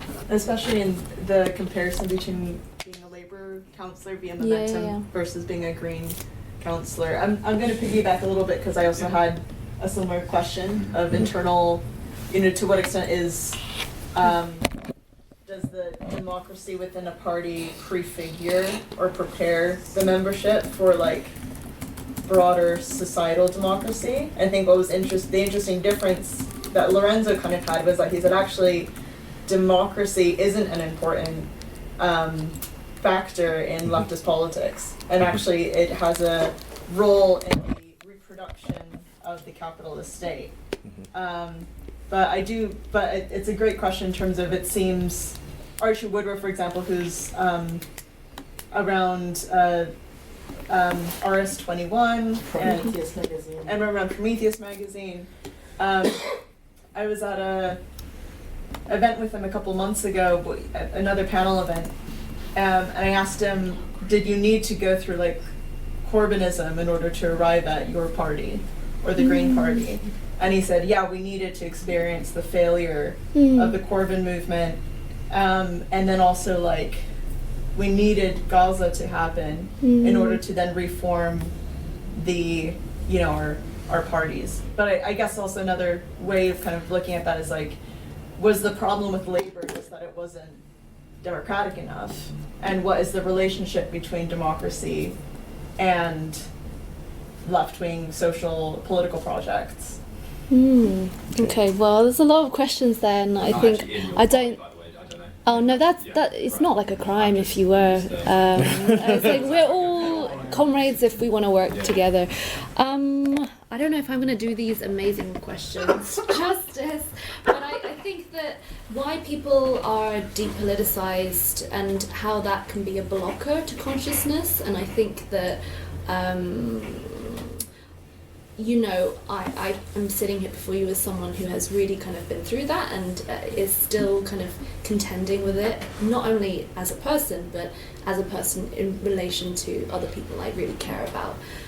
It is because we don't have trust that we will be supported, that we will live happy, healthy lives. That's no longer a guarantee. I don't just mean for my generation, I mean for generations before, from global majority and working class backgrounds. I think that there's an interesting piece in here about how do we speak to people that meets them where they are. And so I think while there are subsections of our society that will respond to more utopic visions, there's like lots of subsections that will respond to that actually in the opposite way, with cynicism and with derision, as if, you know, how dare you talk to me about something like this when I'm not even making ends meet. And you know, here you are as a scholar or as an activist or a politician, and even though, you know, we may be broke or living on the breadline or have a very small allowance, we might have so many kind of barriers in the way that also are dampeners on our lives. The fact that we are politically literate is in some ways a privilege, right? That other people, apart from those who choose actively not to develop it, and are from privileged backgrounds, you know, our political literacy and our engagement, even though that might come at huge cost to ourselves as well and our kind of personal lives and whatever, is a privilege. And so there's, I think, different messages and different approaches that we want to use in order to mediate this issue, as you were saying. And I think it looks, I mean, I'm just going to illustrate with some examples, not, you know, to hopefully begin to approach to answer your question. You know, things like Gorton and Denton by-election, there was attempts to really communicate with Muslim voters in their languages, and to get out on the doorstep, have those conversations, and to spell the story of what the Green Party stand for. I think that's something that we're still not always good at, that we need to improve, because how do we bring people with us? It is to communicate with them that we have a vision for change that will mean that, like, their lives actually can get better, and that their vote is we basically, like, our positions, if we were to be elected, would be it would be conditional upon, like, their vote, their say, and to try and give people the tools to ensure that they can hold us to account. So I think in the Greens, I think, as distinct from Labour, there is a lot of, like, behind the scenes organising in Labour. There are, like, impositions. We've all heard about those races that were set up and the candidates imposed. And I think with the Greens, I mean, it is a political party at the end of the day. Like, there will be some element of top-down kind of organising, but I think that the really important thing is to, like, really look at where we are doing better. Like, if you've been to our conference or you've heard about our conference, it's like an endless sort of sortition to get to a point where, like, people are happy with the policies. And there's even the fact that we have policy, like, if we were in government, we would prescribe the IOF as a terrorist organisation, even though that doesn't go far enough, because obviously we want to look at we want to problematise prescription as well. But the fact that that passed overwhelmingly, I think it shows that, you know, the takeover, I shouldn't be speaking so bluntly probably, but, like, it is kind of real, it is happening. And I think that once you begin to feel that, you begin to feel that actually a lot more is possible. So, yeah, I mean, I guess why should workers care about politics? It's a good question. It's maybe one that we're not doing a good enough job of answering, because the local is the national is the international. So, I mean, given the example of local elections, it's not just about kind of, like, you know, your bins, or, you know, like SEM provision, or things like your local park. As important as that is, it's all connected to climate justice. It's actually all connected to Palestine and British colonial history and, like, handing back power to people. Well, I mean, handing that power is not the best way to put it, but I think reclaiming that power and trying to set up structures like participatory structures to ensure that people are informed, that they begin to do this process of education as well. Like, we've been, we're just at a more kind of earlier stage. Sorry, we're at a more we've done that stage earlier, to ensure that we can all be in these rooms together, like the same way that I guess in democratic confederalism there is a lot more kind of it's not just representational, it's a lot more people are the voices for themselves. That's the place that we want to get to, So I don't know if that answers it, to be honest, but you mentioned sort of, you used the phrase takeover, like democratically sort of having a voice within the party. So did you notice a difference there compared to Labour in momentum, where you could actually have that, or do you think that's sort of a function of the growth of membership? Yeah, I mean, like it's obviously there is a takeover as something that people have been hostile to, right? Like these kind of I know anarchists, communists in the party. Like there's many people on the left on that whole spectrum. As problematic as it is to, I think, just lots of people identify as left, but don't have the kind of like basis or the curiosity to kind of develop more upon that. I think that. Sorry, repeat your question again. I mean, just comparing it to Labour Party politics, really. Yeah. I don't know if you have any perspective on that necessarily. Maybe you don't. Yeah, that's fine too. I mean, I think just the fact that there is so much groupthink in the cultures in Labour, because there is this whip system, and there is this fear that if you basically do things that are out of step with what National is saying, and we all know National is like in bed with reform, in bed with the Tories, and has been for a long time. And it's not democracy, the lack of democracy in Labour that failed, but the fact that there was a lack of democracy meant that it is failing as comprehensively as it is right now. It's obviously the fact that the party accepted millions of pounds from the Israeli lobby, and the fact that a lot of there's a revolving door between Labour councillors and MPs who work for planning. They work in planning for developers, and then they're then kind of like then greenlighting those decisions behind closed doors. Like this kind of real like corporate takeover of politics can, I think, only be answered by resistance, and our answer is to have a people's takeover of the political terrain, and that's I think what the Green Party is trying to do, and Greens Organise as a separate political organisation composed of members from the Greens, but not with them, is trying to kind of accelerate. Sorry for the messy answer. Thank you. Can I counterpose with a question, I suppose? Can I give an answer? Let's do you first, and then Lorenzo can come in. In regards to the party republic idea, I think I would just say I would echo what a lot of Lorenzo has already said. And as a question, in regards to the Green Party, the phrase takeover was used. I think you could characterize that as winning the battle for democracy within the Green Party.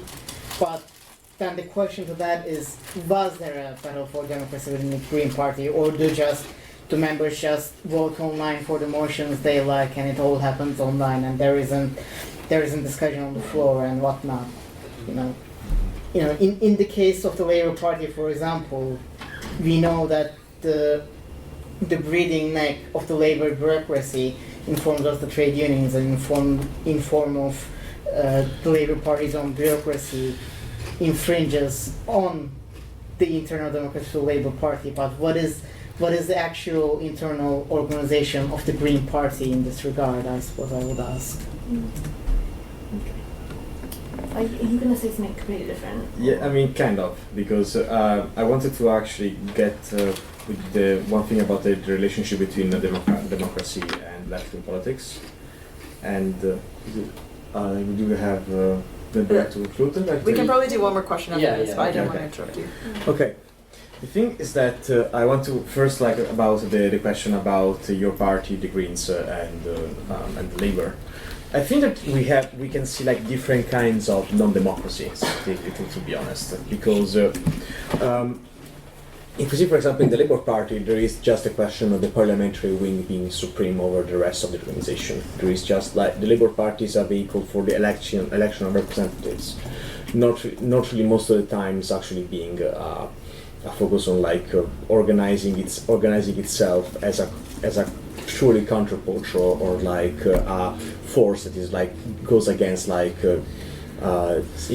like some specific organized interest. Like there is the of course the trade union council. There is all the commissions that are set up, the parliamentary committees, and some of the fund and some of like maybe donations and lobbying that we see from other people. But the role of the Labour Party is essentially one of the party of order.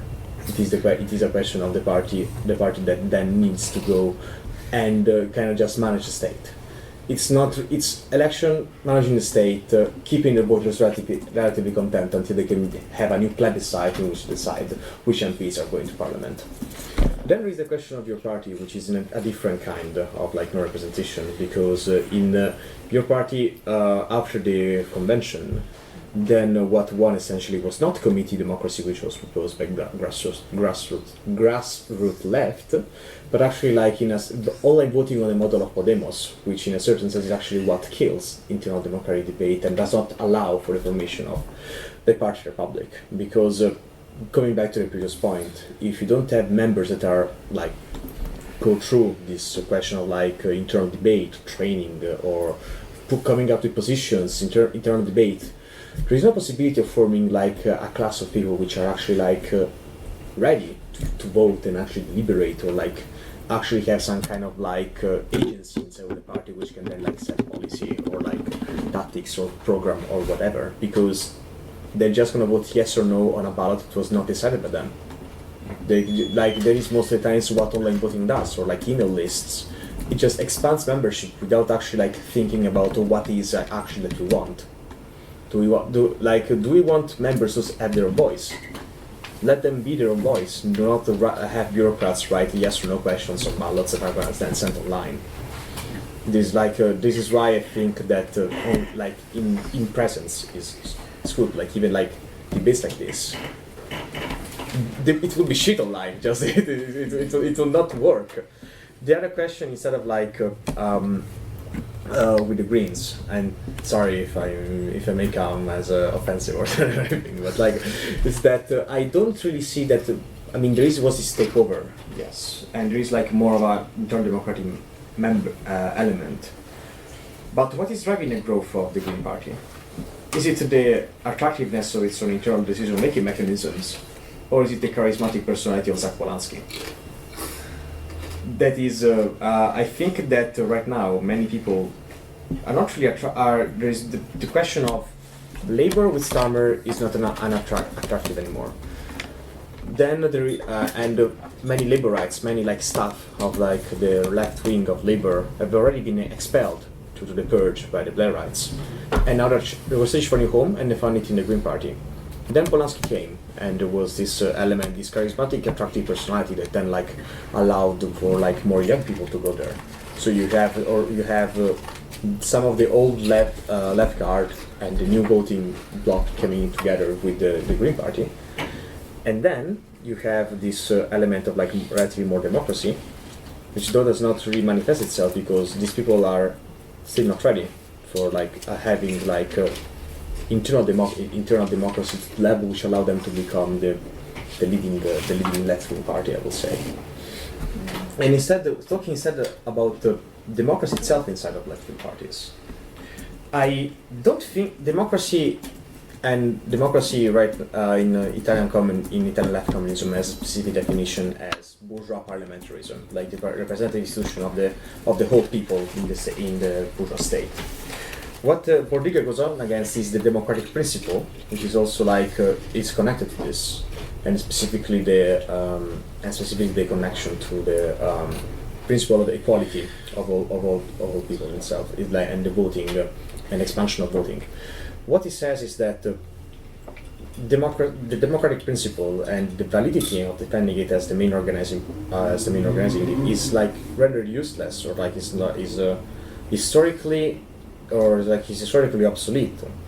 But the fact that like the new organs of workers' power that emerged in Russia had this both incredibly centralizing function, while still having this internal democratic, relatively democratic element, by having this connection of delegates, like the Soviets were seen as this negation of equal voting rights because they were organic in the sense they were coming from the working class themselves.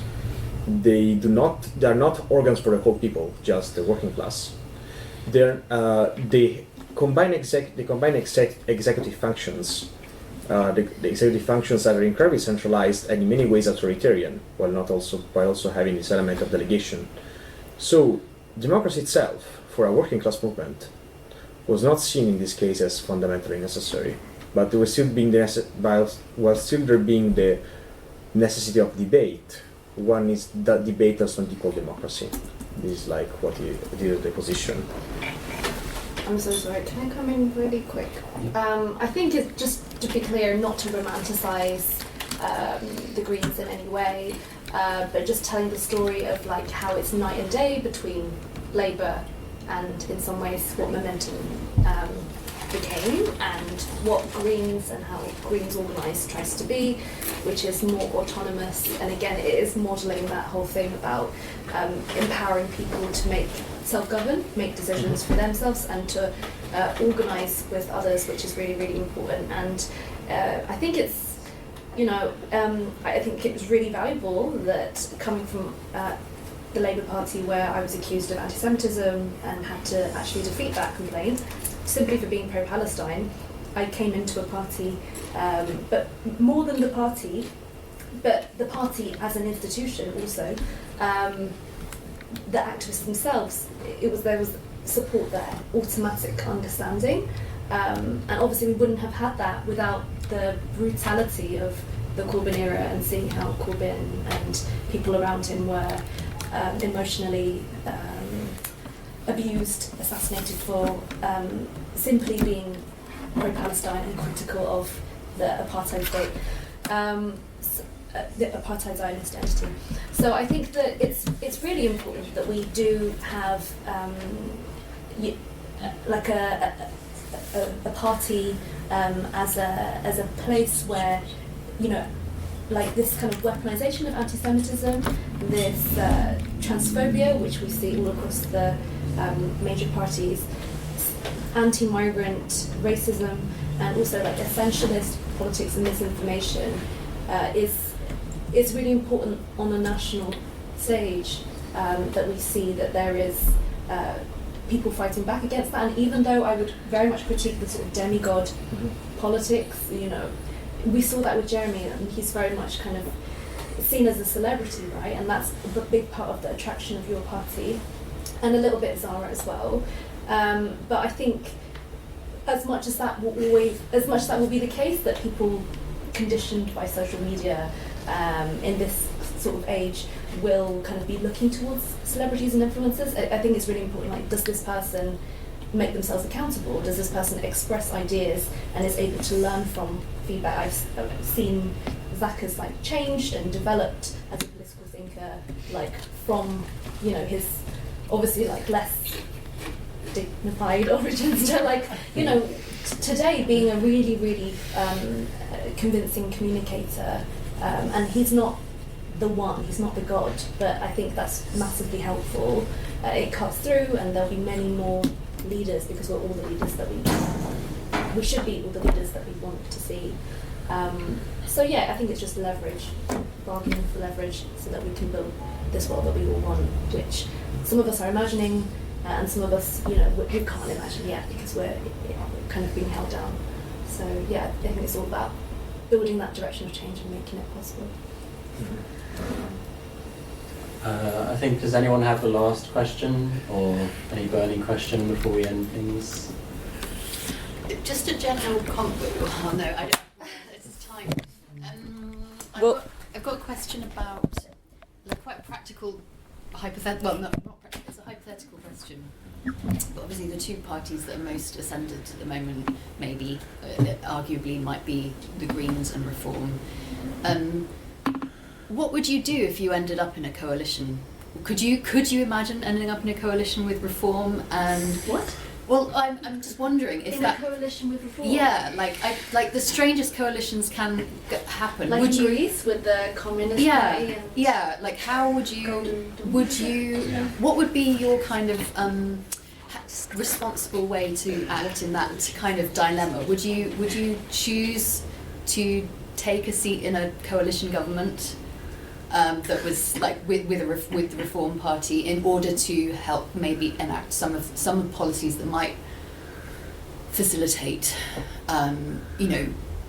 benefits to the communities that you serve,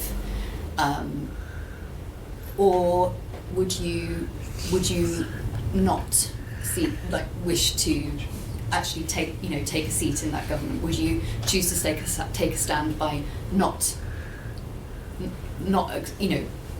taking that seat? Like, what would you do? Because these are like real things that happen. Like, for example, in Greece, you end up with strange coalitions. It can happen in it's probably happening across Europe. So like that's my practical question to you. And then for the others, I guess I didn't quite understand. I mean, I'm not an expert in Bordiga, but like you were saying that 1917 was somehow like a capitulation or something. Was that was like with the workers like well the kind of the Bolsheviks taking power in 1917? Is that something you defend, or was there a compromise there that you were like unhappy with, or would you defend that? I mean, immediately no, like even but first to this. And if also we could just do, we'll do this as the last question and to kind of wrap up. So if there's any other like concluding statements, yeah. This is the most generously timed. Thank you so much for your contribution. Yeah. It's been amazing. The answer is no. I think that, but like hypothetically, let's kind of run with this hypothetically. Okay, say that we got, I don't know, like 100 seats at the next general election, and say Reform got 250 or whatever. No, sorry, my maths is all wrong, but okay, say that we were in a situation where it would be like, would we do that? I mean, say that somehow all the people elected from the Greens were these sort of Tories in disguise. And we have had some, ex-Greens that went over to Labour, and I'm pretty sure Reform as well. But say that all the people we elected, it's impossible, were from that kind of well, they might not be. They might be from your wing as well. That's impossible. It has happened in Greece, and I don't understand that. It would. I think in that situation, what we would all do, what I would do if I was, I don't know, elected, whether it's as councillor or MP or something else, or whether I was just an ordinary member and was working for someone there, we would probably try and force everyone to mass resign rather than be in this. So you would resign rather than being in coalition. I think that just doesn't make any sense. We are predicated on being anti-establishment, which means being anti-reform. There is no way in hell, in any kind of combination that would ever be a reality. We don't even want to work with Keir Starmer's Labour, and obviously Keir Starmer's Labour would be a thing probably after this year. So with Starmer, could you have a red-green? Would you ever consider a red-green alliance in Parliament? Would that be? Basically, I think the thought experiment is that if you end up in Parliament such that the Green Party can become the kingmakers, and you can either arrive with Starmer or you can arrive with Reform to, I don't know, pass some of your agenda, but it would force you into a coalition. What would you do? But that doesn't. It's a question that doesn't make sense because I think that Lib Dems thought that there was enough common ground between them and the Tories that they could go into coalition. I think that the understanding that we're in right now is that there is no points of commonality at all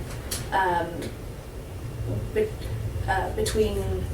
I think this is a wide understanding in the Greens because for a long time we've been the second place finish or the third place finish, right? So there's already this kind of sense of we are competition, but now we're in a political place where it's us against Tories or us against Reform or us against Labour. So there is already this kind of antagonism, but I think beyond a few people kind of thinking maybe that this is amenable, I think the culture is such that I don't think that could be a consideration. I know Zack has said that, you know, if Labour got a left-wing leader, we could potentially enter into coalition to prevent Reform from being the majority party. I don't think I agree with that, because I think that the Labour Party is like irredeemable. But I think, I think that's more of a kind of thought experiment that I would be more likely. The others I don't see as even possible. Well, is it? No, it's an interesting question. Potentially. I mean, there are areas of like populism and regionalism, localism that actually might appeal to Reform. Organisers. I mean, there's a whole debate about how a lot of Reform voters, the ones who are not really virulently bigots, actually, like, Green politics does appeal to them because it's anti-establishment, and because maybe for a lot of them who are working class, and it's Green politics is a better answer to all that. So, but that is different from Reform as a political party with their politicians. While we may be able to work with Reform voters, and indeed want to, because especially those that are disenfranchised, that's a very different thing, because they're essentially, I would say, being victimised, right, by the billionaires that are controlling Reform as a party, and other grifters and chancellors who are using it to sort of advance their egos or their careers. I'm going to leave it there, but it's definitely useful to think about. In regards to the question about the Bolsheviks taking part in 1917, or like having to partake into, in a certain sense, parliamentary elections, the time in that case, it seems Italian left communists just say, you know, it was perfectly fine, it was correct. Like they just say if it brought the revolution, it's correct. Like it is the correct option to do it. But then, like the question then comes out of why they perceive that was correct, because they think that like the Constituent Assembly was kind of like the last piece of the democratic revolution that needed to happen before they could actually just like take power and then just do whatever. Like it's more of a question about the development of capitalism in Russia, rather than being a question about the possibility of like taking power in a general democratic context. So it's like it's not really a capitulation. It's actually like, yeah, we support them. It's correct. They very much province as being like very Leninist. So they really like supported a lot of the initial like statements of the Third International up until like 1922. And then after that they kind of just became the opposition in the Comintern for many ways. Before Portiga was ousted through the Bolshevization of the party, like to be more like compliant, in a certain sense to be more compliant. So there's like this feeling was going on in general. And also like with the fascists, like Portiga kind of, after he was like fascist, like we removed the Communist Party from the position in which could actually do something, then there was this process of reshuffling of internal leadership, like in 1954, and Gramsci then became the leader.